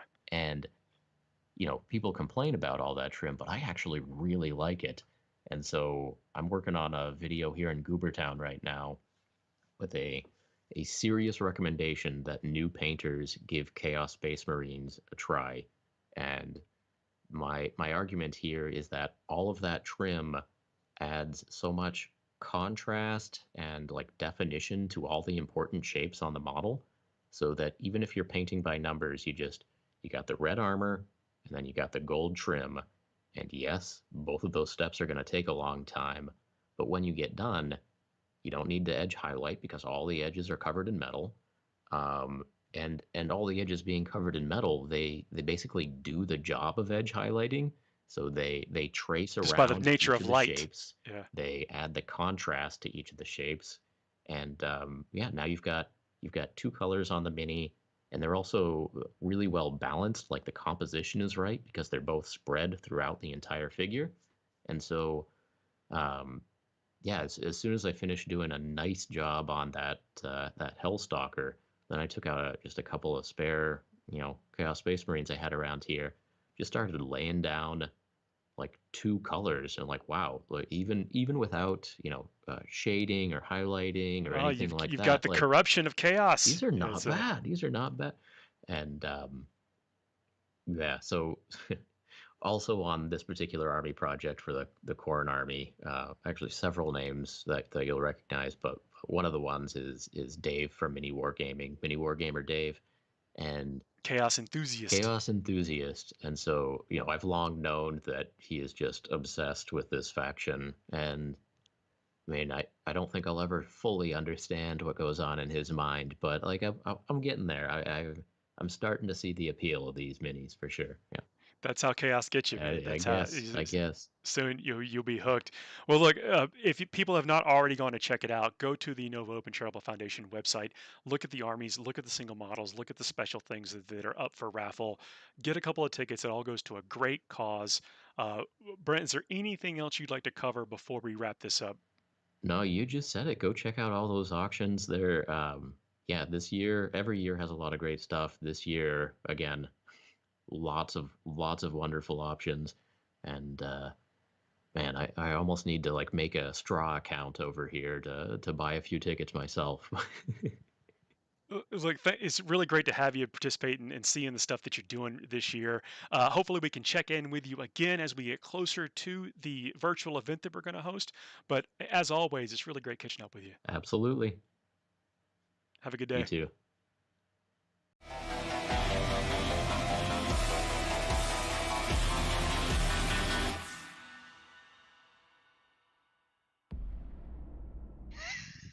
All right, everybody, are we back? We're back. I feel like we're back. Thanks for folks hanging in there in the stream and hanging in after the raffle is closed, so we can talk about some winners. Diffey, I'm gonna turn it over to you. Let's announce a couple of winners. All right, so let's the first winner, which was a drawing of the Forest Dragon. Let me see if I can multitask here. It's not a drawing of a forest dragon. It's a big old forest dragon.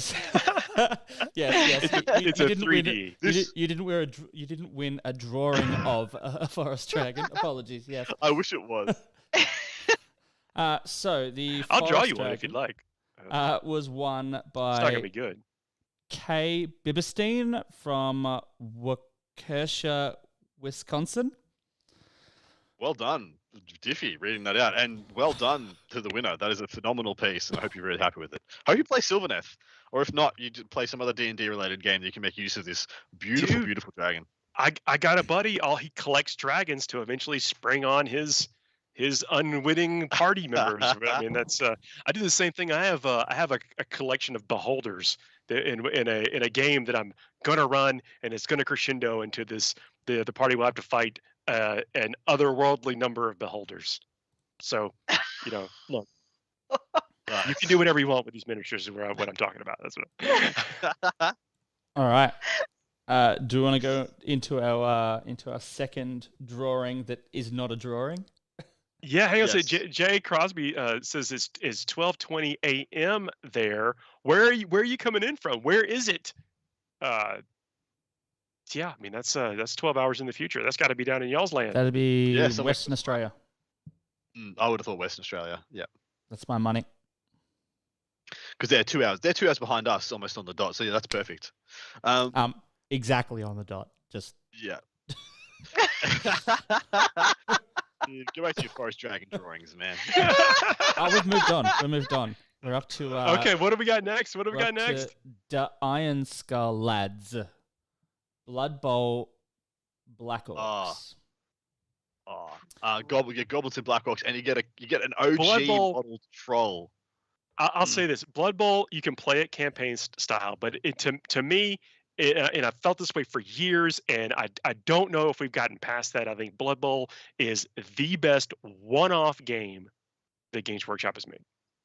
You can Fair. play it in a setting of where you play a campaign, you run through your team, a season with your team or whatever, a league. We've done Blood Bowl leagues in the past, but a Blood Bowl, you can just sit down and play it as a one-off game, and I love it. Who's the winner? The winner is Nicholas Fryer from Baldwin, Missouri. Congratulations, Nicholas. Hold on. Dude, great. I will say that it's funny listening to these city places and names from someone in Australia. I would be doing the same thing that you're doing, talking about some places. That's why you asked me to do it, isn't it? It's part of the reason. Yeah. It's the largest reason.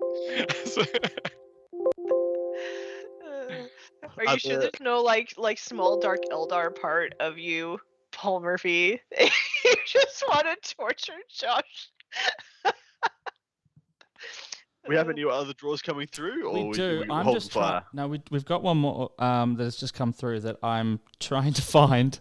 The Lord Lumineth of Haxar, which I'm assuming is a singles model. No, I think it's Army. Oh, really? Okay, that makes Yep, a lot more Lumineth Army. sense. Yep. Makes more sense. Lumineth of Haxia. Yep. Yes. The Lumineth launch For set. Age Yeah, of Sigmar. yeah. Beautifully Okay. painted in a nice cold steel and poppy red. I actually think it's really beautifully done. What's the name of the hollow armor? That what's is the name? it's Arathorn or something I'll like have that. the list. Yeah, we should just read the list. Ethereum. Eltharion. The Yeah. Light of Eltharion. That model is mind-bendingly good. Dude, that was one of the ones. So the Lumina are it's one of those. It's a canvas, right, for artists, and this artist is not disappointed for that. But that was the Light of Eltharion was one of the models that they debuted when they were launching or teasing the Lumineth line, and yeah, it just blows me away. Absolutely. Who's our lucky winner? Well, I think I might have to come back to you on that one because the message isn't actually as clear as I thought it was. Fair. Yep, I'll come back to you on that one. So no, it's Peter Thompson from Kajorn, California. Yep. I don't know what's going on. Yeah, just look one message up though. That's my question. Oh. Yeah. Oh no. I'm not. Anyway.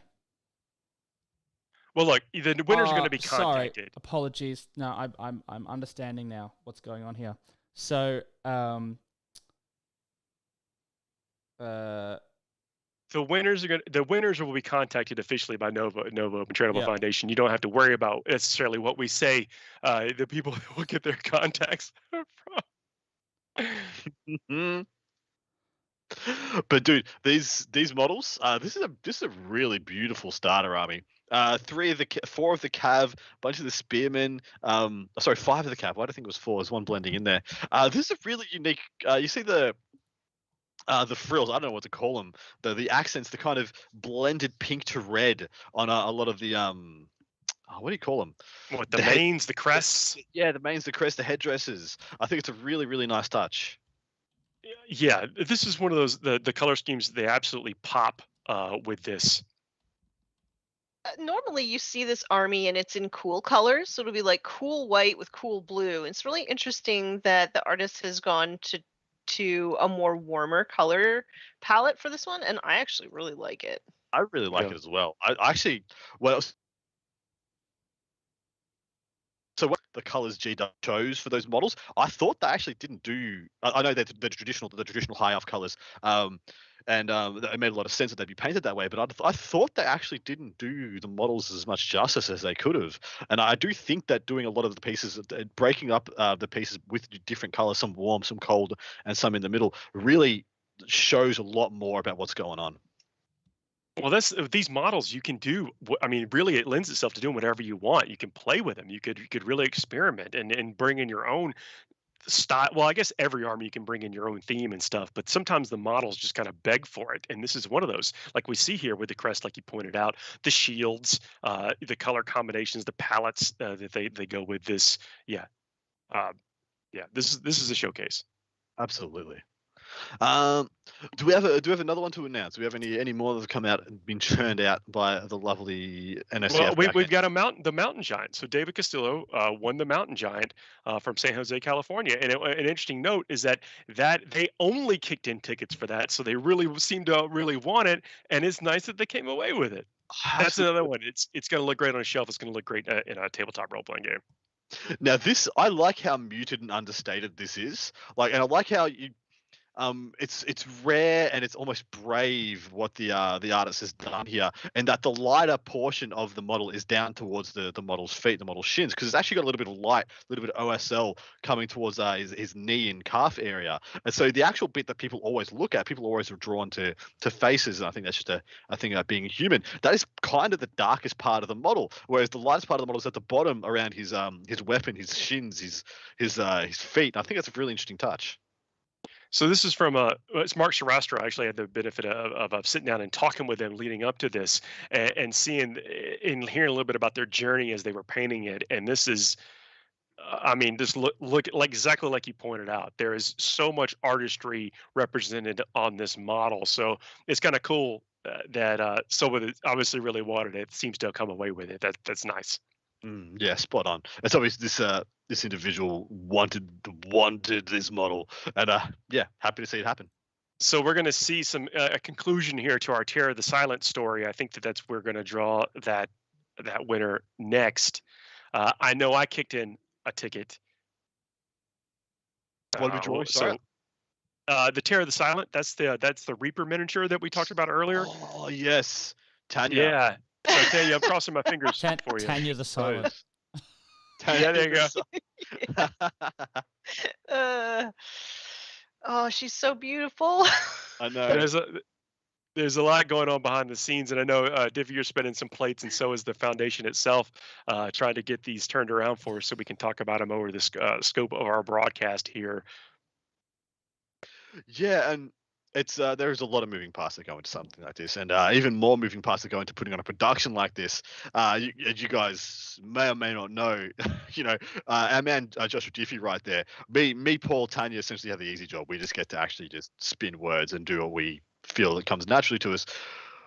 Josh needs to come with us for the ride here. He's also managing a lot of the back end and slotting in the interviews and the other pieces as well. He is a micromanager. Truly wearing multiple hats, doing double and triple duty that it cannot be understated. Thank you very much.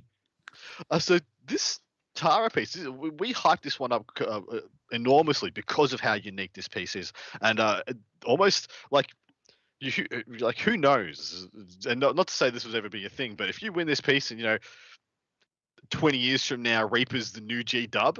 Who knows what this could actually be worth money wise? Not that you'd want to sell it, but in saying that how much value it could increase or how special it could become, it's a thing. It's a bit. I want to say, Ruben Martinez, you're getting a fabulous piece. Ruben Martinez from Houston, Texas, is the winner of the silent model here. Congratulations. F's in chat for Tanya. Yes. F's in chat for Tanya. Congratulations, Ruben. Love our soundboard here, breaking that out. We're using all the tricks. Yeah, that's also Diffey as well. It's another thing he's doing. Sorry, go Tanya. Yeah. I was just gonna say, like, I wanted to congratulate the winner because, like, that's a piece that you can use for years to come, and you're never gonna get sick of it. Well, as I was mentioning, it's like the artists seem to really be able to get the most out of these models, like we see from Reaper and figures like that, and they've not disappointed here. So this is a showpiece that's completely awesome. So we're going to draw several more winners. So we've got the Panacea Military Order coming up, Ravagers. We're going to draw for the Legion Army. We're going to draw for the Mini Wargaming Bunker trip, and then we're getting into the Custodes Army. So hang tight. And then we're going to eventually close out with the Midwinter Winnies Blackstone Fortress Collection as the last winner that we'll draw.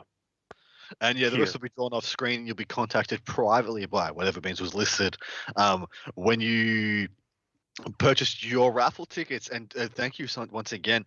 $102,000. Wow. Just going to Yeah. say wow. That's Yeah. a Oh, yeah. significant amount of money. This community is amazing. Thank you. Yeah, and look, these haven't been up for a really long time. So this is, remember, like I said, come back and check. Like, get signed up for the newsletter. Mark your calendar to go back and check the website around this time of year, every year, because you never know what you're going to see. And each time, there's something that makes my jaw drop. I mean, I basically I comb over these pictures and like, are you kidding? How on earth did they do this? And then followed up quickly by, I want it. So the NOCF. I mean, we did the raffle this time last year, but we also did one in. Is it a fall raffle? When we did two. Yeah. There's a winter, so there's a summer and then a fall. I think there is. Yep. Yeah. So don't wait a full 12 months to come back. Oh, that's right. Fair enough. Yeah, You'll right. miss. Shortly after this. You'll miss one. Just sign up for the newsletter. Really, not only do you 100%. get updates for these events, but there's other things that the NOCF does throughout the year, and they give you updates as well on how they're doing and how you can help. So definitely make sure to check that little box when you make a donation to get the newsletter as well. I know we're talking about the individual winners for some of these things, but I think everyone that contributed needs to kind of give yourself a round of applause, because this is one of those things to where it's nice to come away with one of these things, although depending on the odds, like we were talking about, but then ultimately really the charities are the huge benefactors of this. They're the winners, all the people that get help from the charities that we're supporting here.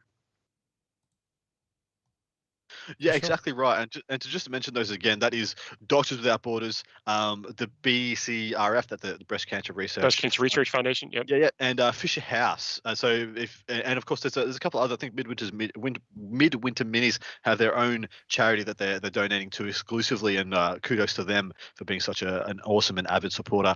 But yeah, all these phenomenal charities that the NOCF supports year in, year out, and by extent you guys as well. And I would like to say, so we were saying the NOCF has raised over $500,000 since, was it 2013? Yep. So 8 years, and this year we've added a fifth onto the entire total in 1 year. So it is an absolute testament, especially with the year that we are unfortunately having in the world at the moment. You guys are incredible. So the interesting thing about that, though, is, being from Australia, I don't have necessarily all the facts on my side, so don't let that get in the way of a good story. Historically, the raffles are done at Nova, hence the name, right? So typically the closeout event is done in person, but since we can't do that right now, we're doing virtual. And so it's really cool to come together and bring all this international crowd together. Because we've been able to go in that virtual, it has brought in an international crowd and really stretched the reach of the NOCF. So I think the last two raffles and now this one being the third, virtually, have broken records each time. So I think it's a great thing to see that even in tough times when we don't get to see each other in person as much as we would like, people really do dig deep and support where they can. So the Panacean Military Order, this is in the unit section. This is a Corvus Belli model for Infinity. The winner of that is Kenneth Weiland from Portsmouth, Rhode Island. Congratulations. I don't know if we highlighted this during the broadcast, but these models are gorgeous. The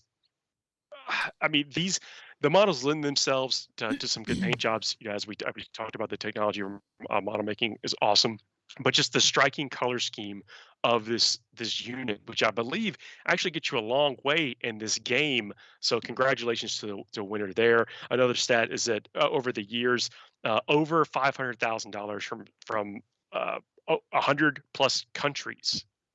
So remember, we mentioned this is completely international. You can win from anywhere in the world. Your models are going to get to you safe and sound. You can get tickets with confidence, and knowing that if you win, it could be anywhere. Next we have come up is the Karger's Ravagers. I'm Was that actually, unit? I think that's the Warcry band, isn't it? Oh, Yep, that yeah. is. So this is for Warhammer Underworlds. This is still Warhammer Underworld. Tradition. It's tradition. Yeah, I admire our consistency with our commitment to that bit.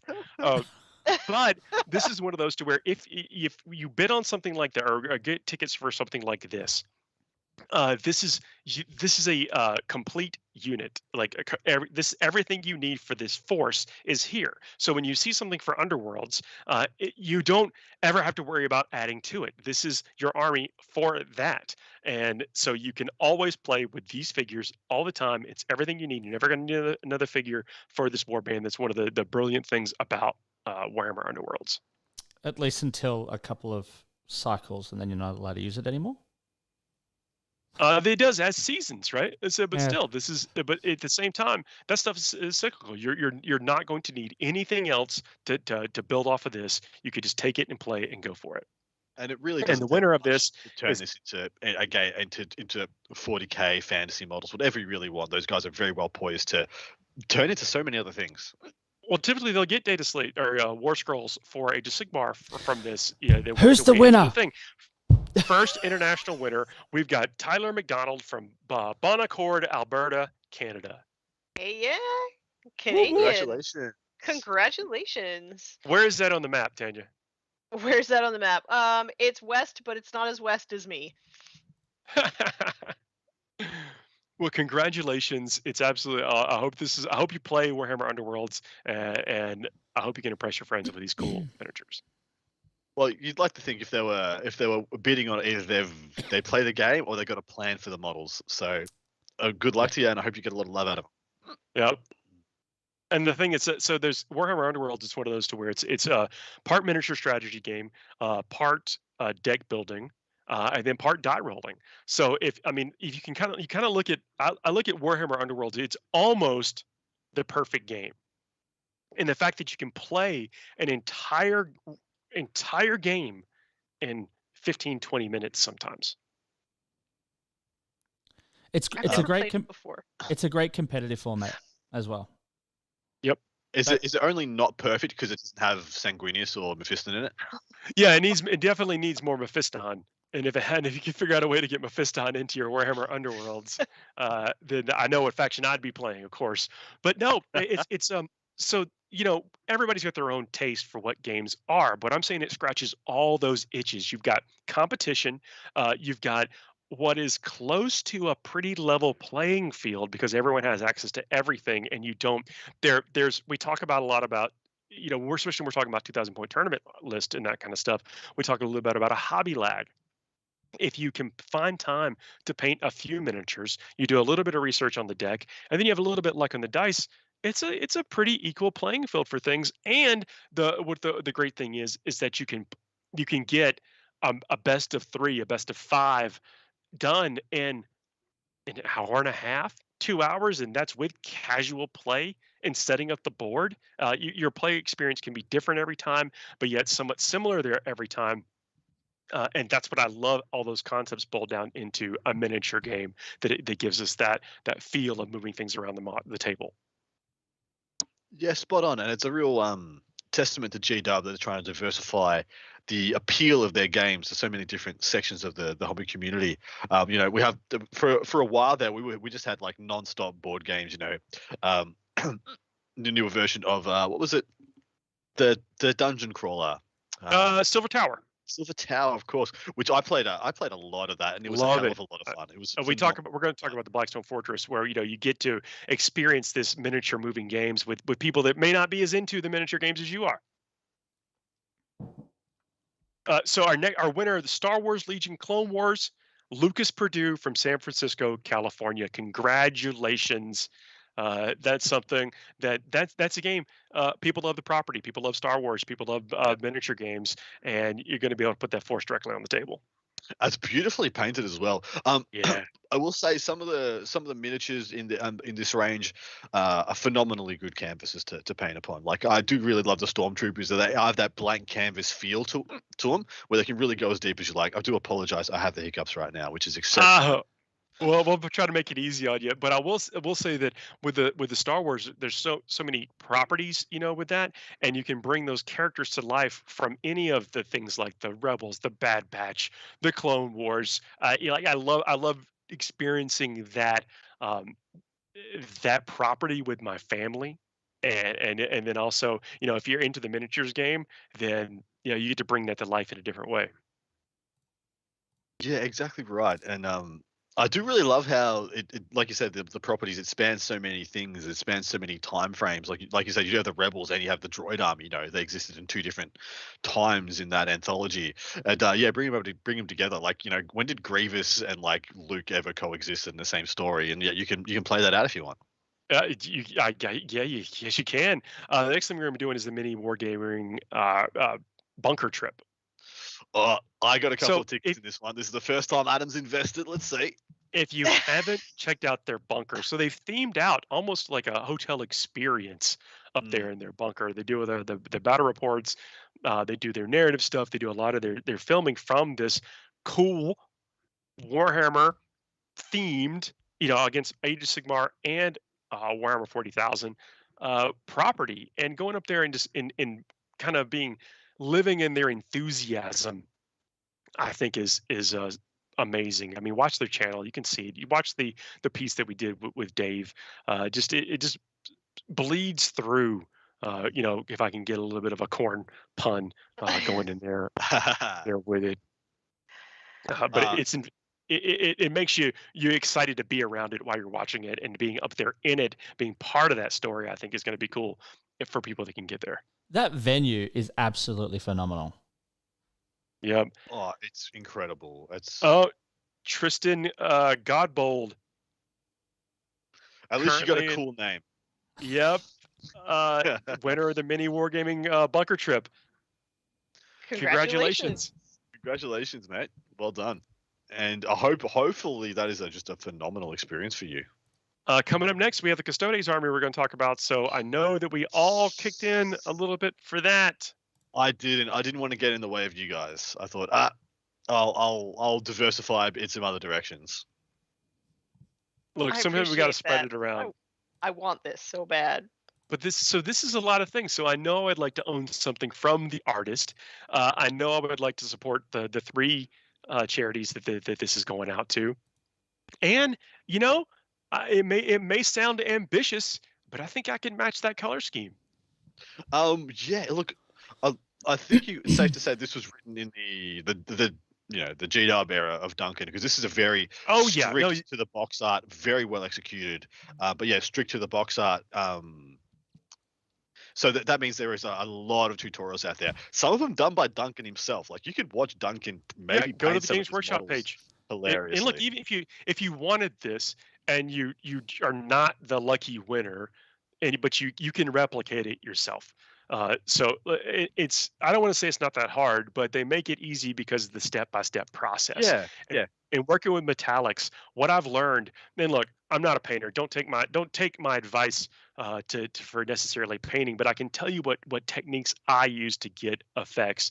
And go bold with the highlights. You've got to go brighter than maybe you thought, than you wanted to. Push yourself one step brighter, and you're closer to what you see on the screen. Yeah, and I do like that this one is probably more obtainable for some people, in that, you can pick this up, you can find some tutorials, you can replicate something that's pretty close to this. And yeah, you just use this as a phenomenal starter army that comes from a very special place. BMAC Attack, give me those Custodes. I'm with you. I also like your username. And then Wolfreeze Carl, thanks for checking in. It's sweet. Let's see. I may have a winner. Hang on. Winner of the Duncan Rhodes Adeptus Custodes Army is Kevin Saran from Lake Balboa, California. So not us, but still. Well, congratulations to him. Hopefully he has a phenomenal plan to store for that army. Yeah, and look, B Magtech says, sure, you can replicate it in quotes. don't sell yourself short. I mean, look, really, some of this stuff it's product. It's the products themselves. Some of it is technique. And look, I'm also not selling the artistry of the painter short either. I'm just saying that this kind of stuff, if you want to get something like this and start to match it, I believe, no time like the present to start. And it all, if I, and Tanya, I mean, look, you're probably the best painter of us represented on the channel right now. No pressure.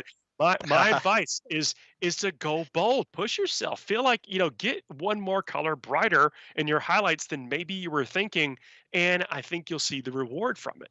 Also, I would agree with that. Yeah, like because it's very like one color over a majority of the model. You do want to really push the contrast. So maybe use a darker wash and definitely make a brighter highlight. That's really good advice. And Spot on. as far as prizes to win, you then don't have to spend money on buying a Custodes army. You just have to buy a couple of units. So that money that you saved, put that into lessons at the Duncan Rhodes Painting Academy and get them painted to the same standard. Well done, Diffey. Mm. Perfect. I like it. I like it. Like that placement. I can shill like the yeah, best so of them. anyway. Look, I just think this stuff it's more attainable than you think, and then I like it that you can get like these jump starts with this, like, and then once you have it in your hand, you'll know exactly like, is my red where I need it to be, where I want it to be, if I want that effect. Or is this just a detachment? Is this a special detachment with a certain attributes or whatever? And this is what I play with. Or like I said, you're playing like we're thinking about from the context of 2,000 points. There are multiple ways to enjoy this game, and that's one of the best things about the game in the edition that we're in right now for Warhammer 40,000 is that it actually supports all different methods and modes of play. We'll have to agree to disagree on that. You should listen to a show that Adam and I are on, and you will find out ways to also support the different ways to play. Next we have up is the Soul Piercer. So this is the Night Timer we were talking about earlier. This is by Dave Taylor, the one that is just a cavalcade of different kits all brought together in a way that an uncommon way. You know what we call that? A hero. This is a hero miniature. And Soul Piercer is going out to Connor Ogle-Zellick from Mahwah, New Jersey. Wow. Congratulations. I think you're going to love this. Let me know if you're fitting this into, is this just going to be an ally? Is this going to be something that you work into your already Chaos army? Do you have Chaos Knights already? Are you building this into this? Is this the start of something new for you? Hit us up later on if you don't happen to be in the chat and let us know what you plan on doing with this. If you didn't win, if you're still in chat hanging out with us, let us know what you would have done if you had gotten this. This is one of those, it's a monolithic piece, and it fits into a lot of different ways of how you can enjoy this and experience it on the game table or honestly, your hobby show. I'd probably just get it a plinth with like a clear conch, put it over it, and just leave it to be the piece of art, the absolute work of art it is. But like it's a diorama in and of itself. Like you talk about, I love that. A crazy, amazing things people produce for events like Adepticon. You just take it with you to like an event, put it on a table, just so people get to enjoy it as well. Walk past and oogle it because it's very worthy of oogling. Yes. Yeah, you're going to want to show it off like, oh, check this out. And I bet once you have this in your hand, you're going to be in a situation where you're going to see things you didn't even notice, from the pictures. I bet the pictures do not do this justice in any way. But congrats, yeah, exactly. Congrats to the winner of this piece. To Connor, I do not think you're going to be disappointed. Absolutely not. Next up, we've got the Crimson Hunters. So this is the army that look. We only have so much time on the show, right? But please go out and check out this listing. Look at all the painters: Evan Slagle, Brian Mull, Brent, Christobach, Java Balls. Go and check out all the people that put time and effort into this. army. It's an army, and it's got lore. Like, listen, you may have heard in the broadcast that we did with Dave. There's a story behind this, and I want to know: are you going to carry that story forward, or are you going to forge your own narrative? Yeah. With the army? Like, what's it going to mean to you when you get it in your hands? I'm really excited to see it. Hopefully, I want to see this go somewhere that will someone who will love it, who will care for it, who will put it on the table and let it represent the absolute superstars. Yeah, Aang says they want these so bad, and yeah, I don't blame you. Like, this is a force that I think is only going to be cooler as time goes by, as you can add to it, as you build on whatever, or as you get your own story of their accomplishments being bathed in blood on your own battlefields. Alex Soar from Richmond, in the UK. Congratulations. Oh my, well done.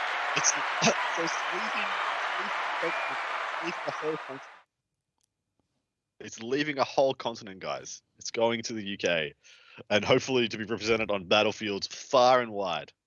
Tell the story. Let us know what you're going to do with it. Again, I want to know if you contribute to the lore. Do you make your own lore? That is, look, I know there's a lot of disappointed folks that they did not win, but remember, the charities and the beneficiaries of those charities are the ultimate winners. And while we are doing this, somebody's got to be the lucky person that comes out of this. And really, congratulations. Next up is the banner for that was on the banner for this year's, or for the summer raffle this year in 2021. Baroness Aurelia. All right, I'm crossing all my fingers, all my toes. Yeah. This is your bay. It's going to be okay if I don't get it, though. It's going to be just fine. It's going to be fine. Everybody's fine. We will be fine. Remember, we got to keep our eye on the bigger things here. But how spectacular is this night? That's one of the coolest things about the nights, is that they fit into so many, like, into the super factions. They really kind of fit in anywhere, or you play like a big robot slugger battle. Everybody brings a big robot. Have a little make your own rules for a little bit of a campaign game or a one-off game, and now Night you're going to have brawls. one of the coolest ones, ever. I think we sometimes refer to them as jousts with the knights. Jousts. Yeah, they're a lot of fun. Held usually after an event or on the day 3 if people don't play in the final day, or it cuts to finals. It's such great events, and knights are just such a beautiful thematic element of the 40k universe. I'm learning a lot about them at the moment, and man, it's such a deep faction. People just think they're just big stompy robots, but there's so much more to them. They're big stomping. Oh, we got robots another and a one couple of off small ones. out of the U.S.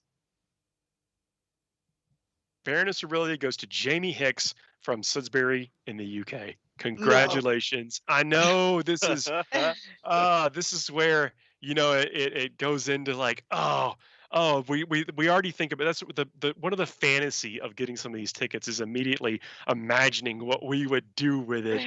But now we've got a wave as it goes off to a really lucky winner. And thanks Jamie for contributing. I hope you enjoy it. Hope you spread some love with this thing. It's a showpiece. I hope you love her as I would have.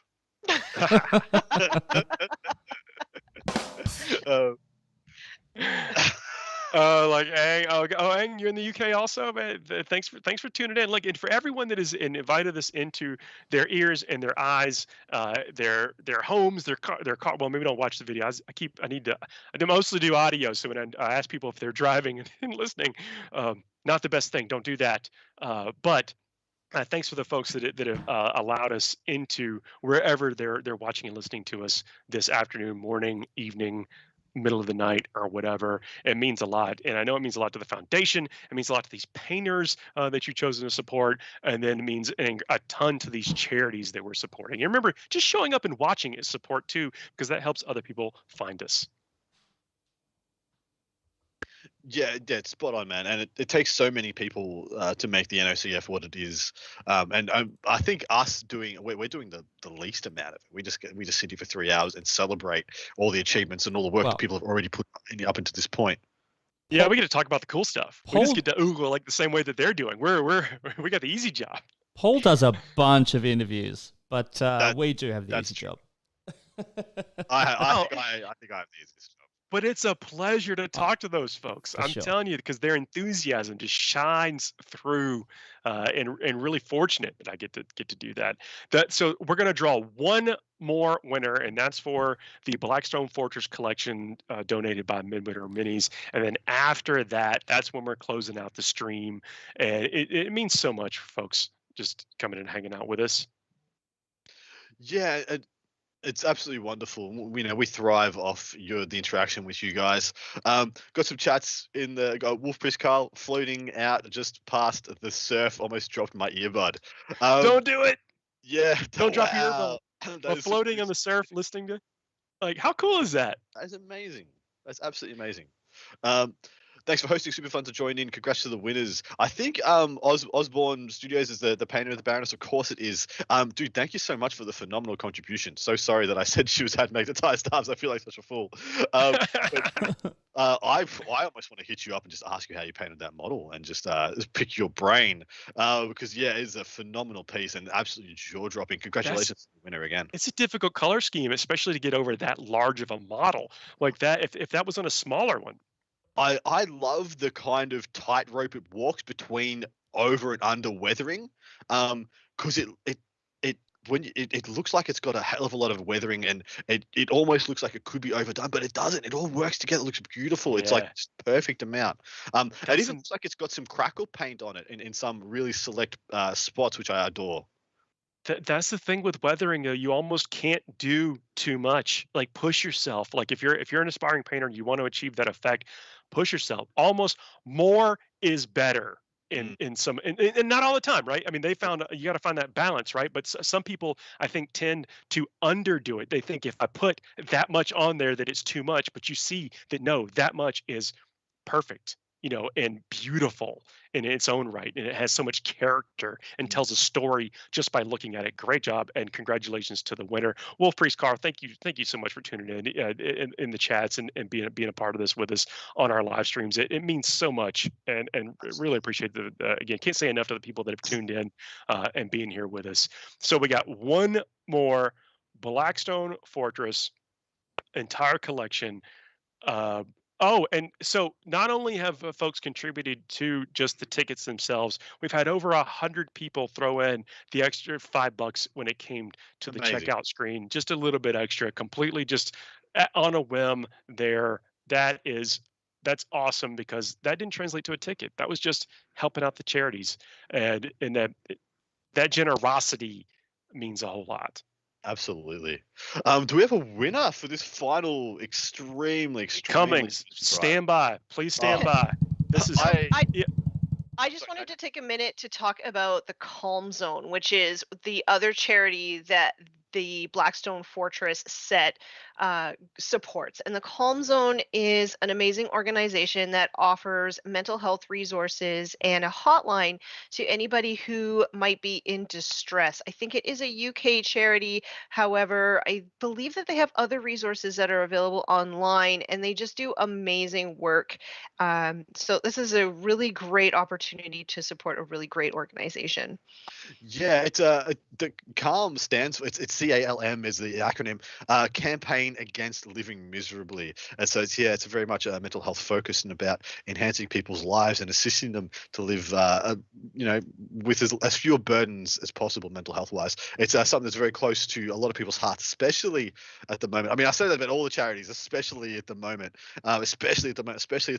and it's just. Yeah, again, stunned. Thank you so much for bringing it up. We almost missed it, and that would have been a horrible disservice. Such a phenomenal group. Got a winner for the Blackstone Fortress collection. A little bit of a drum roll. Da-da-da-da. Eric Miner from Manor, Pennsylvania. Congratulations. Amazing. Wow. It is. I mean, jealous. On one hand, I'm jealous.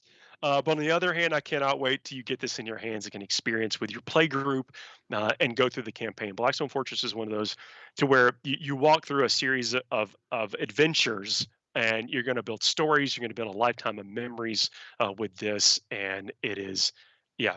I think you're really going to enjoy it. Thanks for contributing. Hope you really enjoyed as much as we've enjoyed looking at it. And yeah, on that note, that's the last raffle we're going to be drawing here today. There's still a multitude more to come. So if you haven't won anything yet, please don't feel like it's by any means you're out of the woods, or you're out of with the chance. It's like we didn't even do like a quarter. Like we did like maybe a quarter of the overall draw was done here.